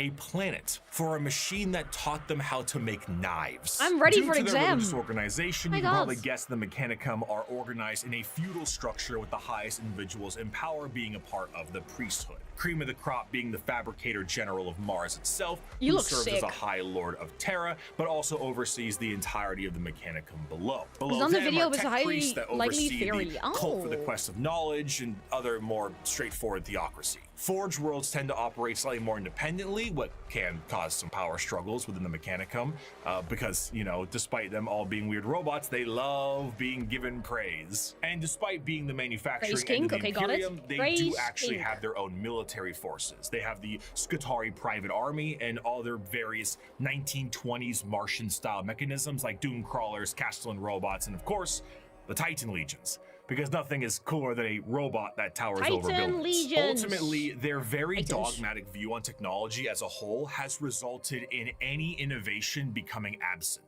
thus causing the Imperium to stagnate as a whole. The lack of ambition to create anything new Wikipedia and the wholesale articles. murder of anyone That's who a good even comparison. I'm tries known about. leads to things becoming derelict. I grow weary of this flesh I was born into, strangely disgusted by its nature. I crave only the cold, clean certainty of steel and silicon, that I might become one with the blessed machine. I do not expect you to understand, you who cling to your flesh as if it were immortal, seeking only to preserve it, we're not at the age where I can go technology. I'm sorry, I like my flesh. Of your ways, and then no doubt you will come begging to my order to preserve you. After the groundwork had been set unification-wise, it was time to start getting things together for Your the nose doesn't Emperor's reflect how organized great Warhammer lore crusade is, across and this the is just stars part to bring 1. humanity under one banner. The Thunder Warriors were a perfect Thunder fighting force for Warriors! unifying Oh my Terra God. and Luna, but the galaxy was a whole It's the one Kai different mentioned thing. before, You right? see, these warriors yellow piss weren't boys? soldiers in the eyes of the Emperor. They were tools, extremely blunt tools, used for the fast conquest of Terra. As the Emperor was concerned, the tools you use at home aren't the same ones you take on a road trip. So the Emperor rid himself of his tools in the exact manner you think he did, and he went forward to crafting a brand new tool. One more mobile, more efficient, and ready for his next era of conquest. They shall be my finest warriors, these men who give of themselves to me. Like clay, I shall mold them, and in the furnace of war forge them. They will be of iron will and steely muscle. In great armor shall I clad them, and with the mightiest guns will they be armed. They will be untouched by plague or disease. No sickness will blight them. They will have tactics, strategies, and machines so that no foe can best them in battle. They will be my bulwark against the terror. They are the defenders of humanity. They are my soul. They have the little H fins on And their they foreheads. shall know no fear. The vastness of the Milky Way galaxy meant that the Emperor needed assistance bringing everyone back to the fold. And who better to do this than himself? But since the technology to be in many is this when places he at makes his once does sons? not exist anymore, Sons? the Emperor Sons? decided that it was time to become a dad, the same way Geppetto did, Yep. and with far less care. Emperor It is not my becomes son, dad. Arkin. None of them are. They are warlords, generals, tools bred to serve a purpose, just as legions were bred to serve a purpose. What a dad. The Primarch Project was Great started to dads. create charismatic Amazing. and unique leaders in the Imperial military. The diversity of these Oh eventual my leaders god, little. The Emperor doesn't value his tools as soon as he has no more use for them. Emperor discards the Thunder Warriors and plans on doing the same with the Marines. That is fucked up. Hang on. Half of your kids believe that killing you is the best way to save the galaxy. The other ones believe that you're a necessary evil. You might be a bad dad. You know what? I did not even consider that. Thanks, Dad! Thank you! You're great. Oh my god.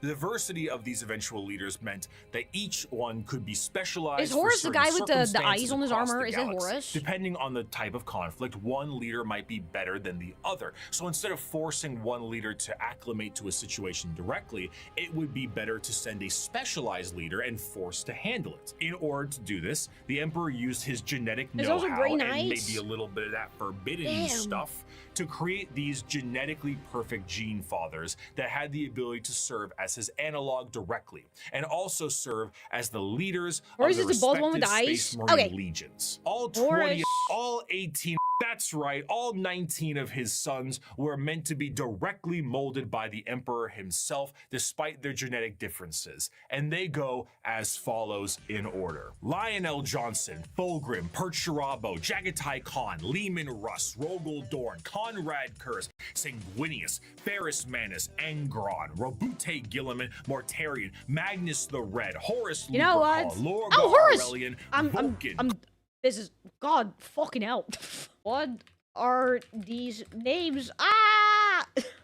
Corvus Corax, and Alfarius and Omegon. His Oh, sons, so close to being done. finalized and crafted to be the warriors he needed them to be, were complete. Because no one But could he may pronounce have his name. decided Oh to my do a god, bit gorilla of man. dabbling with things he shouldn't have. That's a good name. And paid a price. Before the Primarchs were ready to go, an intervention by the gods of chaos prevented his plan from being Gods completed as of intended. chaos. Though the sources vary, the ultimate result of the Chaos Interrupted. God intervention was that all of the Emperor's tools were scattered Let's just skip throughout knowing the it for now. galaxy at Yeah, I'm gonna unknown just look at a places wiki and later times. for all Each the one of spelling his and sons names. ended up in a completely different world, and instead of being able to directly influence their upbringing, these children were instead forced to experience the unique nature of their respective homeworlds. Some had a great time and lived in general luxury. Nice. Others, not so much. Despite his closest advisor, Malkador the Sigillite, saying, "All right, Chief, let's try this one again," the Emperor sensed each of his sons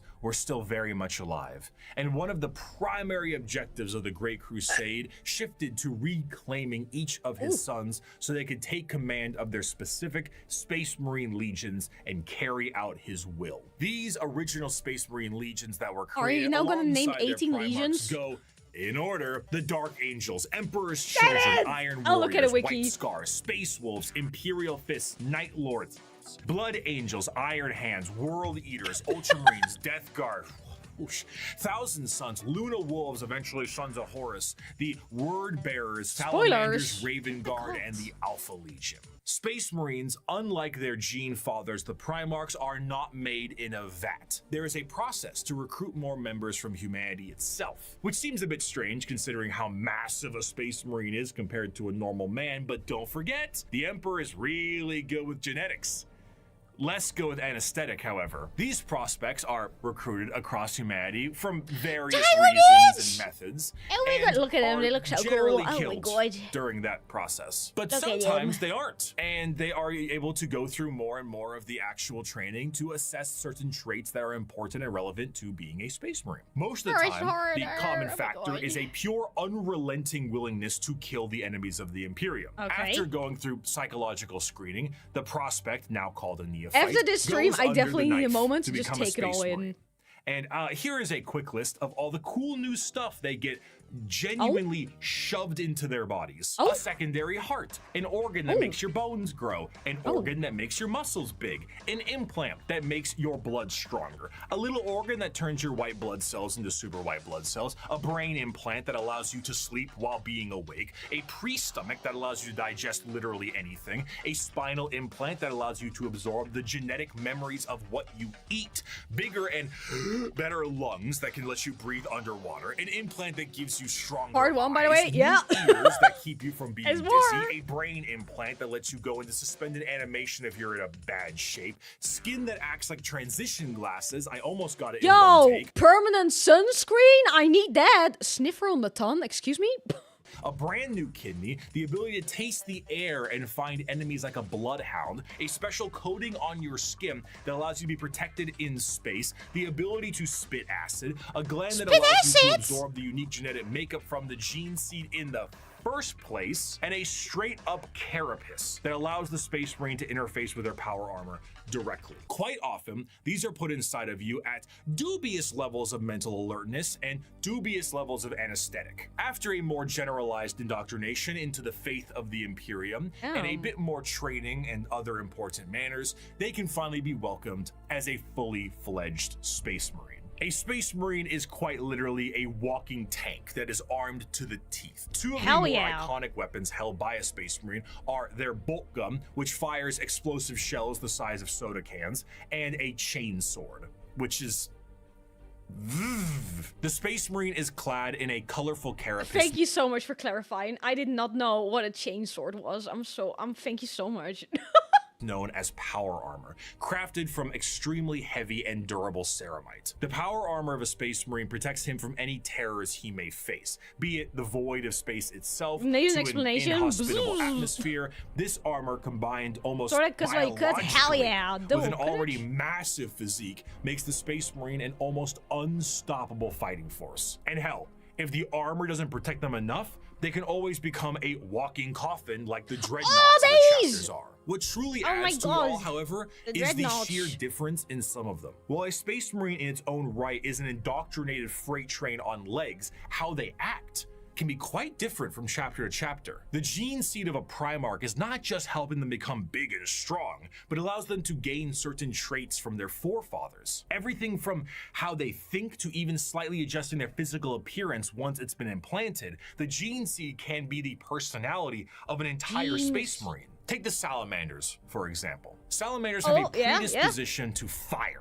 as a whole, and tend to be extremely large due to the size of their Primarch, Vulcan, and his enormous stature. Whereas someone like Sanguinius, Primarch of the Blood Angels, share more vampiric features and more angel-like qualities. A gene seed is not just aspects of the Primarchs, but they are also flaws too. Magnus the Red and his Thousand Sons underwent something known as the I know is in Space Marines 2, he saw a Dreadnought and he was just screaming. Psychers would affect their bodies so terribly that they would mutate just away put in a from half-dead Space humanity. Marine. Oh my god, have fighting for forever. their culture from our real world, Why like is the Obama feudal there? Japanese of the Eldar or Egyptian style the Necrons. Each Space Marine chapter themselves carry an inspiration. The White Scars are motorcycle riding Mongolian fighters. These Space Wolves are Norse Vikings. The Dark Angels are how much Knights is of the left. Round I would Table, assume and if so like on. your head This is moves gone, into their fighting you're just style. dead. And truthfully, You're not gonna be a there is Dreadnought. no end to the characters and options when it comes to the Space Marines. Space Marines are the main symbol you see, and while many of them can be simply indoctrinated warriors who only care about conflict and can be quite boring, then you meet Dante, or Bjorn, or Argel Tal, or Karn, or Lucius, or Erebus. And then you discover the wealth of these characters and tools of war you can have. For 1100 Dreadnoughts are awesome years, characters. hey, When I first saw the Dreadnought in Space Marines 2, I was like, you look sick. And then I found out he was like half dead, and I was like, never mind. I have witnessed the sin of possession, and I have seen all the evil that the galaxy harbors, and I have slain all whose presence defiles the Emperor. I have seen what you will see. I have fought what you must fight, and I have slain what you must slay. So fear not and be proud, For we are the sons of Sanguinius, the protectors fuck of mankind. Erebus, everyone hates We are indeed the angels of There you go. death. Despite being the poster children for Warhammer 40k as a whole, the presence of a Space Marine is a rare sight for the countless trillions of humans across Erebus! the galaxy. Seeing one of these monstrosities is like seeing something akin to an angel sent by the Emperor himself. I'm slowly starting to get it. Angels of death are the I'm essential slowly getting fighting it. force to bring humanity back under the unified banner of the Imperium. Yet ultimately, the Space Marines are individuals torn from their families and conscripted to genetic modification and lifelong service for Hang the on, dying. question. I don't remember if you said it. Because Space Marines are like, you know, modified humans. Do they sign up for it? Oh shit, fuck, where was I? Like, do they sign up to get, like, modified? Or is it like they are forced to do it? Like, do you need to sign a waiver? Depends on the Legion. Kind of both. Depends if you sign up or nah. Mostly it's a huge... Okay, mostly it's a huge honor. But also... Is that why you were talking? Yeah, that's why I said, like, I don't know if I misheard or just don't remember, but, like... hang on. Either you get kidnapped or you sign up. For the dying Imperium. And though they are held in an almost holy light, most believe they are above and beyond the people they are designed to serve. Once designed as the protectors of humanity, they seldom view humanity as something worth saving. To the extent that it is a tiny, minute rarity, though not unheard of, for a Space Marine to put a normal citizen above them in any way. For most Space Marines and even their Primarchs, they are only here to do a job. They are there to kill the enemies of humanity, and I would be remiss if I didn't add at least one more of my favorite quotes to the tail end of this section. The time for speeches is done, said Rogel Dorm. The first great test is here.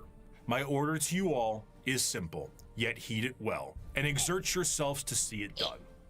They are coming. Kill them all. While the Space Marines are the spearhead of the Imperium's Great Crusade and also a major player in its warfare, there is a significant amount of importance that must be taken on their transport. What sci-fi universe would be complete without its navy? When you think of the navy or ships on the open sea, you think of something that is mostly sleek, for kids. something mobile, I and guess something that kind of makes sense. If pretty you're big. old, For you're perspective, the longest self-propelled ship anymore. in history was the TTC Wise Giant, an oil tanker. Why would you that was want women about to be subjected to horror? 458 I don't meters know. long, What or if I over about want to serve the 1,500 Emperor, feet. you know? This right here is child's play in the world of 40k ships. You know? A ship that is considered to Space be Marines an have no sex escort drive. vessel in the They Imperium can reproduce. is about That was it, 3 so they can times reproduce. the size of a Sea-Wise Giant, and the size of the ships only go up from there. Sorry, I missed that section. A What? ship that is considered to be an escort vessel in the Imperium is about 3 times the size of a Sea-Wise Giant, and the size of the ships only go up from there. Your most common ships are the cruisers. The light cruiser tends to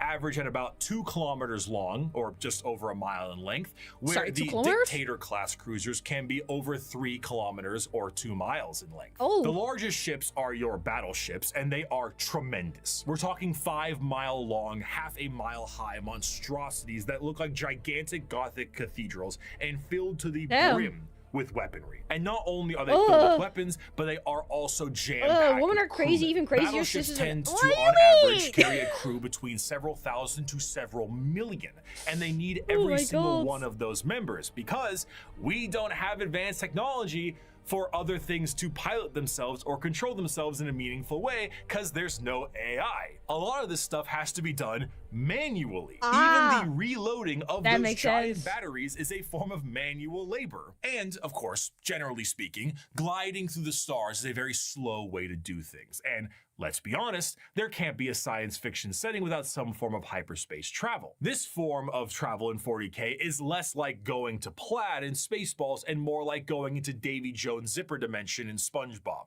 Oh, now what? I suppose you're gonna show me. Oh, gee, that's very nice. Oh, what is this? Some kind of magic act?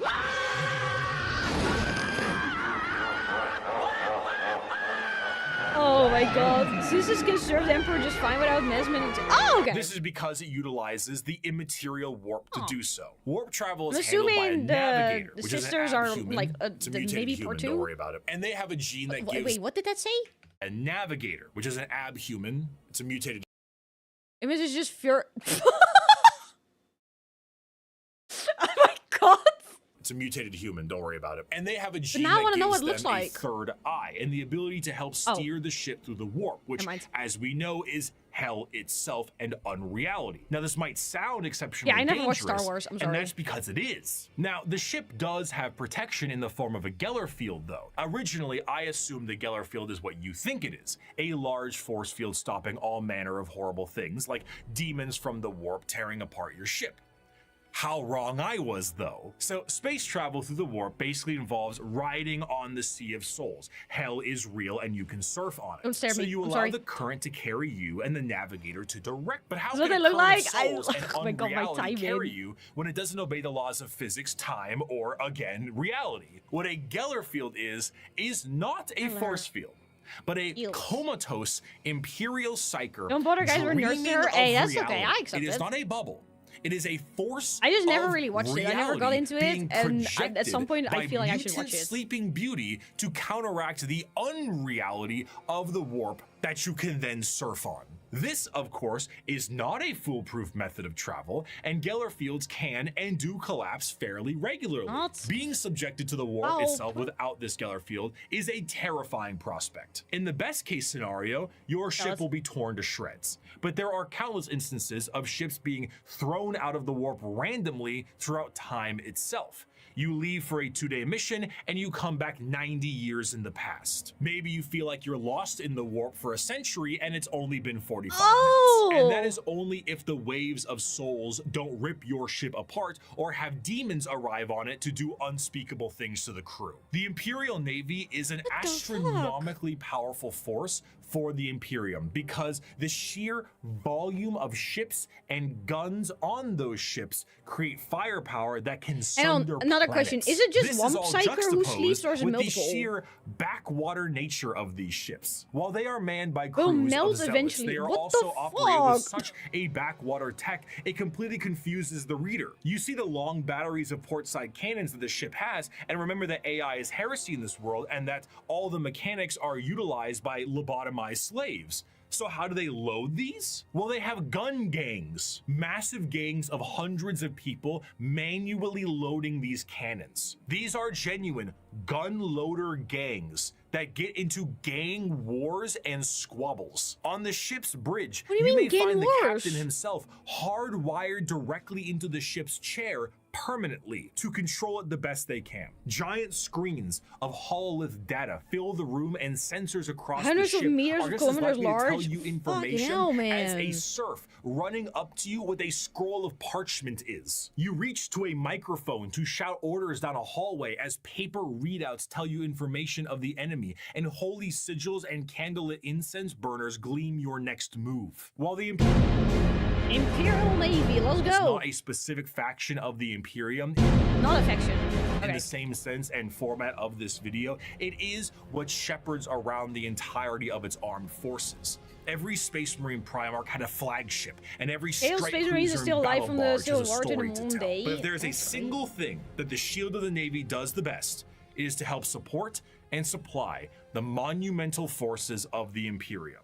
The hammer of the Emperor himself, the uncountable men and women of the...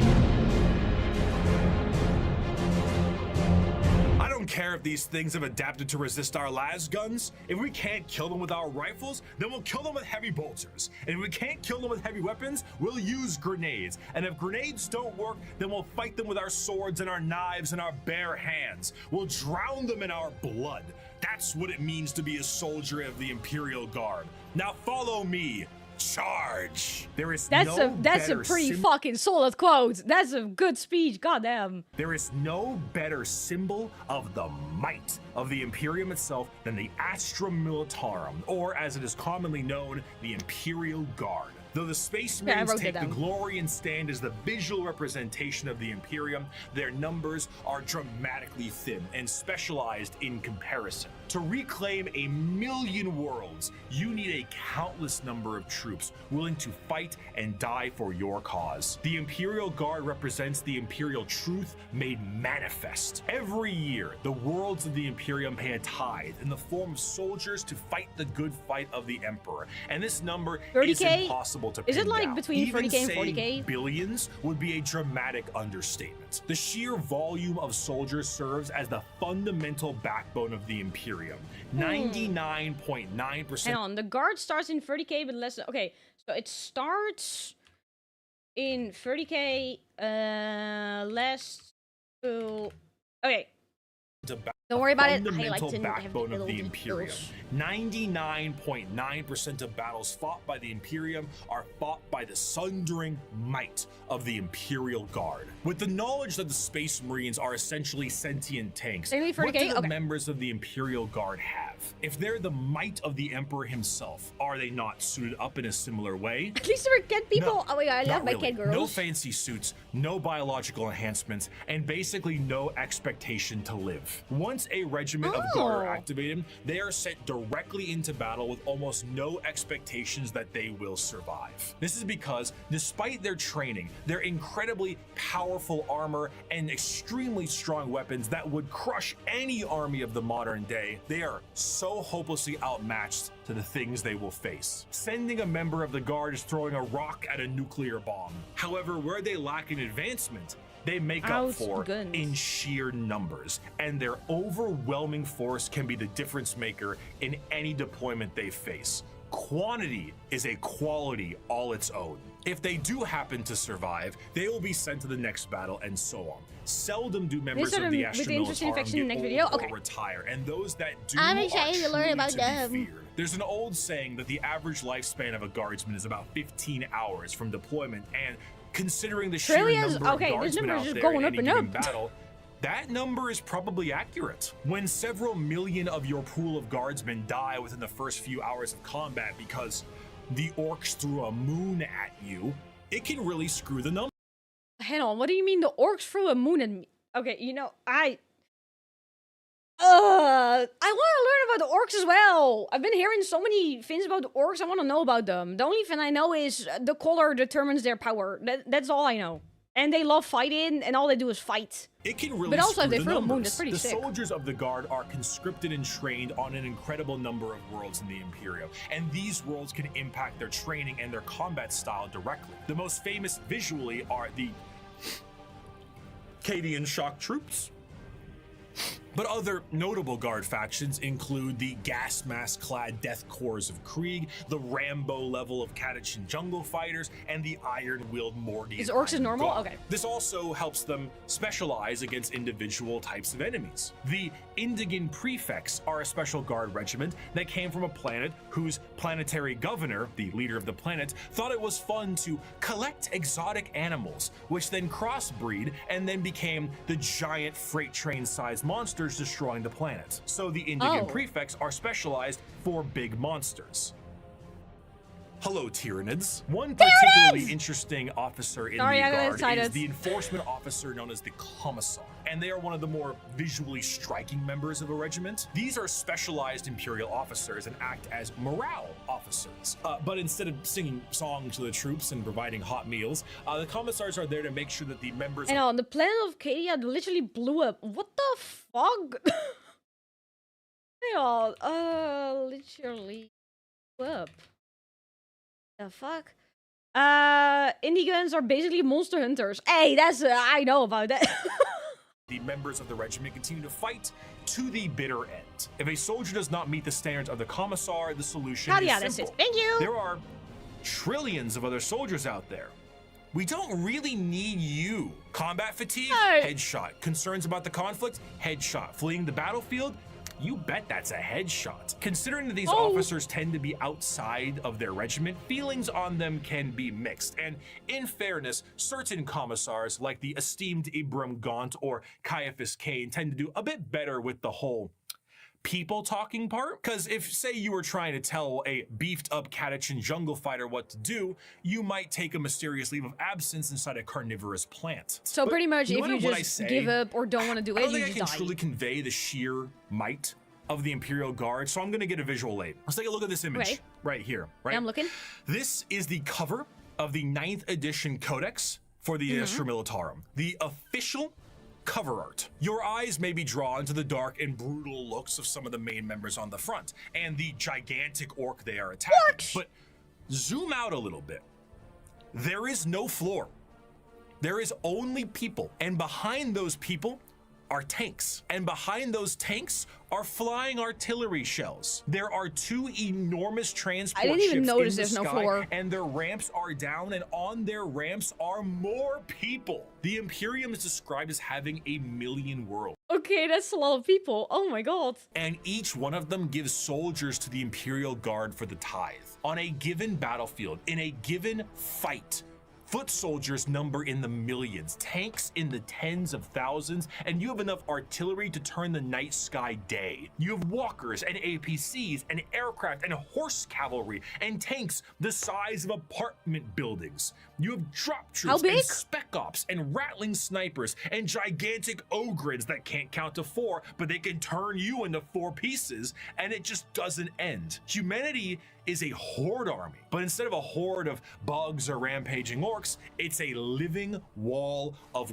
guns. At the end of the day, though he's been ferried through hell on a ship that's 10,000 years old to some godforsaken war-torn rock, though he deployed from high orbit with nothing but a grav chute, though he is one of 10 million men and Bit women expensive to snatched collect. from Yeah, his home my world to fight favorite a war Tyranid he mini barely is like, understands. well, what was it again, Though he has 94 been bucks? given a weapon that fires small Yes, suns fucking and may hell. annihilate him as he fires, because the knowledge of how it functions has been lost, though his company is supported by tractor tanks that run on anything you can burn, though he wages war against the devouring hive mind, ravenous demons, and hordes of hyper-advanced aliens with strange technologies and sorceries he never dreamed existed. No one will remember his sacrifice. There will be no records of his deeds, no glorious parades in his honor, and no remembrance of his name. All he will earn is a shallow, unmarked grave on a forgotten world untold light years from home. Yet for all this thankless sacrifice, a guardsman is a man, just like you. He has no millennia-old genetic engineering, no prophetic leader, no miracles of faith. He has his lasgun, his orders, and those beside him. He is the Imperial Guard, and he will hold the line. In the end, the Astra Militarum, despite fighting That's a very solid.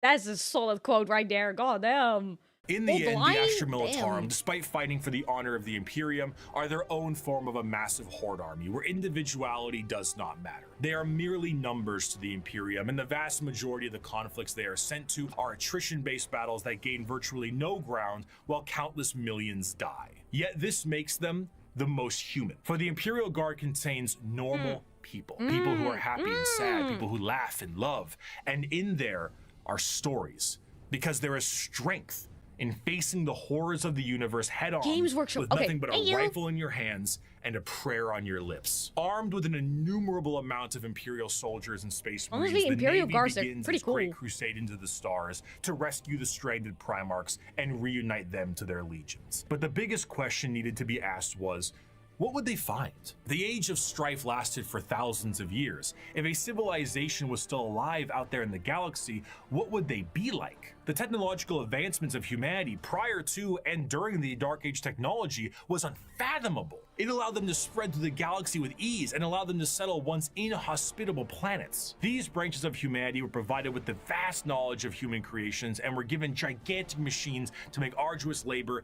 and ease. The spreading of these massive colony ships was known as the Long March, and these ships would be retrofitted into settlements upon arrival to their new homes. Accompanying them were the gigantic pieces of farm equipment that served multiple purposes and the specialized pilots that could maintain them. They were not only able to tend the fields and do labor, but when interstellar communication was cut off, they also did a great job of protecting the colonists against both threats demonic and alien. Because of the significance of these machines, those that could pilot them were powerful enough to be considered leaders, and the upkeep and preservation of the machines and the lineage of those who could pilot them was imperative. These machines, over the thousands of years, would eventually be known as the Imperial Knights. Okay, writing that down. The He must be Imperial. humble of heart, strong of arm, be savage in war, loyal to hearth, and follow deeds of glory.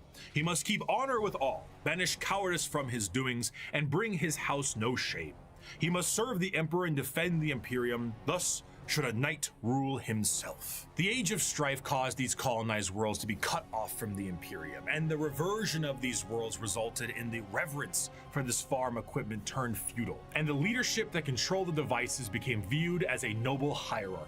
During the Age of Strife, exploratory fleets from Mars found plenty of these worlds, and it seemed the majority of them reverted to a similar state. Like King Arthur seeing Merlin himself, these feudal worlds welcomed the tech priests of Mars with open arms. The mutual relationship between the Admech and the nobility was beneficial. The Admech were able to secure more worlds for mining resources and potentially long-lost STC information, and the noble houses were provided with technological know-how and modifications from the Admech themselves. The suits became more and more specialized, and their history as mere pieces of equipment were lost to time. What was once a tractor became a killdozer, and the Imperial Knights were born. Unlike other military aspects God damn it! I swear the jokes. Oh my god. in the Imperium, the nobility of the Knight houses remains just that, a nobility-focused feudal hierarchy that swears fealty to either the Mechanicum or to Terra. Like the knights in our history, once they swear fealty, they can be called to aid their respective allegiance in the heat of battle. The ones that swear fealty to Terra are led by the High Monarch, while the ones with the Mechanicum are led by the Princeps. The ones with Terra might be sent directly to the front line of war, while the ones with the Mechanicum tend to be sent to protect the Forge world. And the heraldry of these houses is what you'd expect from a generic history of knights. Houses pledging allegiances here and there, your run-of-the-mill War of the Roses aesthetic. Except instead of ponies, you have gigantic death machines. Hell These yeah. knights can't seem to be piloted by any old person, however. A member of the nobility of any given knight house must go through the ritual of becoming. This ritual involves them sitting on the device used to control the knight, known as the Throne Mechanicum, for a full night. What's wrong with that? I mean, sitting in a chair for a full evening sounds pretty great right about now. So, a pilot cannot drive a knight. They can, but it moves about as effective as Ripley from Aliens 2, big, you know, lifter thing. It is, in a sense, a beast that must be controlled, and a pilot must merge with it. The mind of the noble is connected to the machine and must fight with the mental signatures and personalities of the prior pilots as well. Everything a knight experiences in battle is felt by the pilot themselves, be it the general movement in the battlefield or damage sustained by the machine itself. If a knight's leg is blown off in battle, the pilot could experience a broken bone in the same spot. Hang on, so it's kind of like Evangelion, where like if you get damaged in the suit, it also happens to you, like yourself. The merging to the machine forever changes the mentality of the noble that experiences it. This connection reinforces a strong degree of nobility and honor. Titanfall I never played either. I want to play it at some point. For the glory of their house until the bitter end, as their ancestors' minds are linked directly to the knight. The size of these knights can vary, but generally speaking, they stand in the ballpark of 30 to 50 feet tall. Not like G Gundam because it only showed not visual pain. Okay, that's beyond that, they have their own unique ion shield generators that give them added protection. And when you feel like your legs have been blown off, but your legs are okay. So you feel the pain, but they're still fine. So but you're actually okay. That's kind of traumatizing though. You feel the pain and everything. That sounds like a bad time. And when it comes to their looks, the most common pattern across the Imperium is the Questoris pattern, and is honestly the one you're probably thinking about right now. But there are also smaller versions like Armigers and bigger ones known as the Dominus. As for a loadout, these guys are essentially a violent Mr. Potato Head. Battle cannons, Gatling cannons, heavy flamers, thermal cannons. Up close and personal, how about a gigantic chainsword or a straight up gauntlet? And for that empty spot up top, screw it. more autocannons, maybe add some missiles. Whatever you can do to make it as over the top as possible, you gotta do it. A squire. Or he does the quote. That does sound sick though, but the pain part, not that much. There's like Gundam Blood Orphans. Oh my god. See, when we compare it to that, I get it. Yeah, I feel like the feeling of being ripped apart would not be pleasant. It would probably be traumatizing. But, like, I would assume also if you get traumatized, you still gotta keep fighting. Like, otherwise you're probably gonna get blown up. A squire serves a knight serves a lord serves a baron, and a baron serves a monarch. So who does the monarch serve? He serves every subject, from the rudest serf to the members of the court.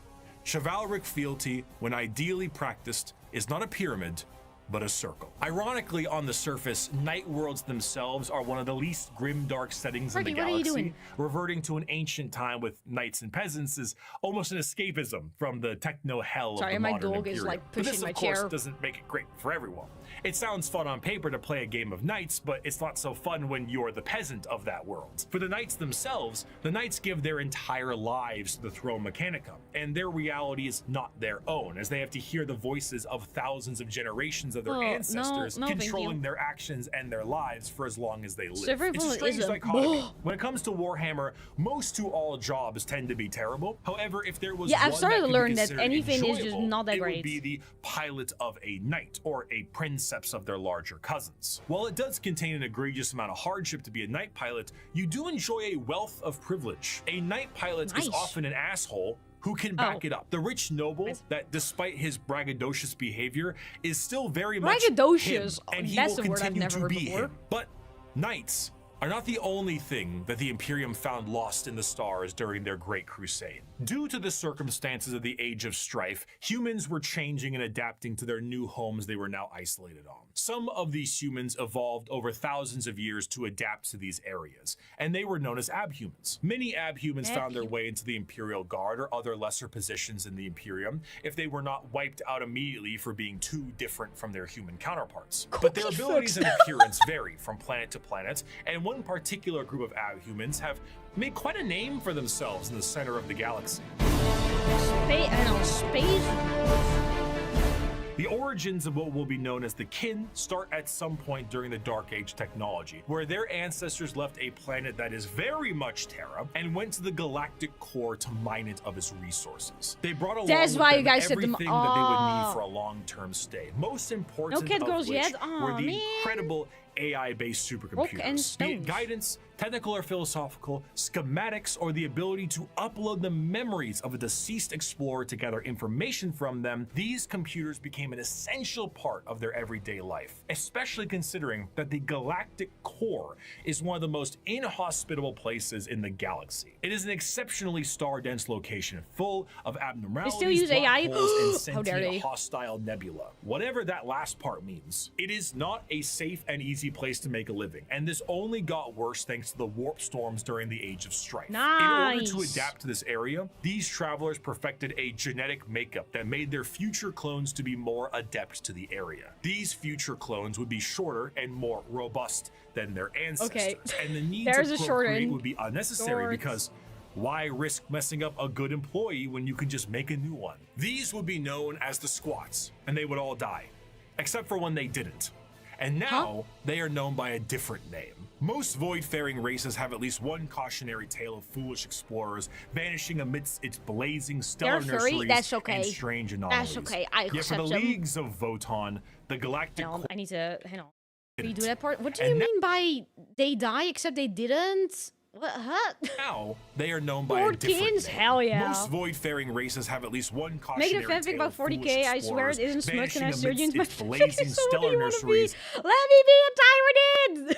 Most void-faring races have at least one cautionary tale of foolish explorers vanishing amidst its blazing stellar nurseries and strange anomalies.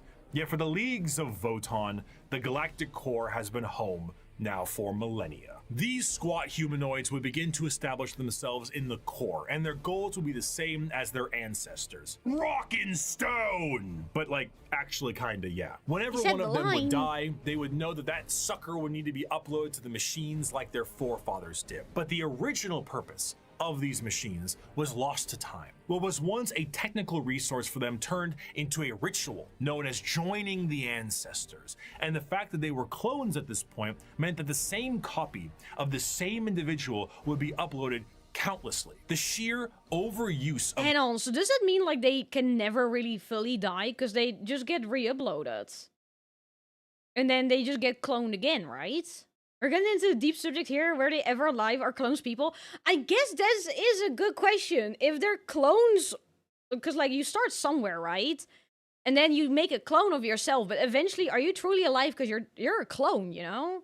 Of these computers, and the repeated uploading of redundant data has turned these once powerful supercomputers into your parents' computer after you installed LimeWire on it, and whose 50 Google Chrome tabs definitely contain information they will return to one day. So much corruption that these computers began to develop the makings of a personality of their own. These would be known as the Voton, and the kin, this dwarf-like abhuman of humanity, would revere them. Can the I copy your Voton soul? still operate to this Yes, day, that's a good but question. the volume of corruption have made anything outside of their very basic functions highly unpredictable. They may not answer a question for centuries at a time, and if they do provide an answer or data, it has become so corrupted and so incongruent that it takes a literal kin wizard to comprehend it. Every clone thinks of themselves as their own person and the previous clones as their ancestors.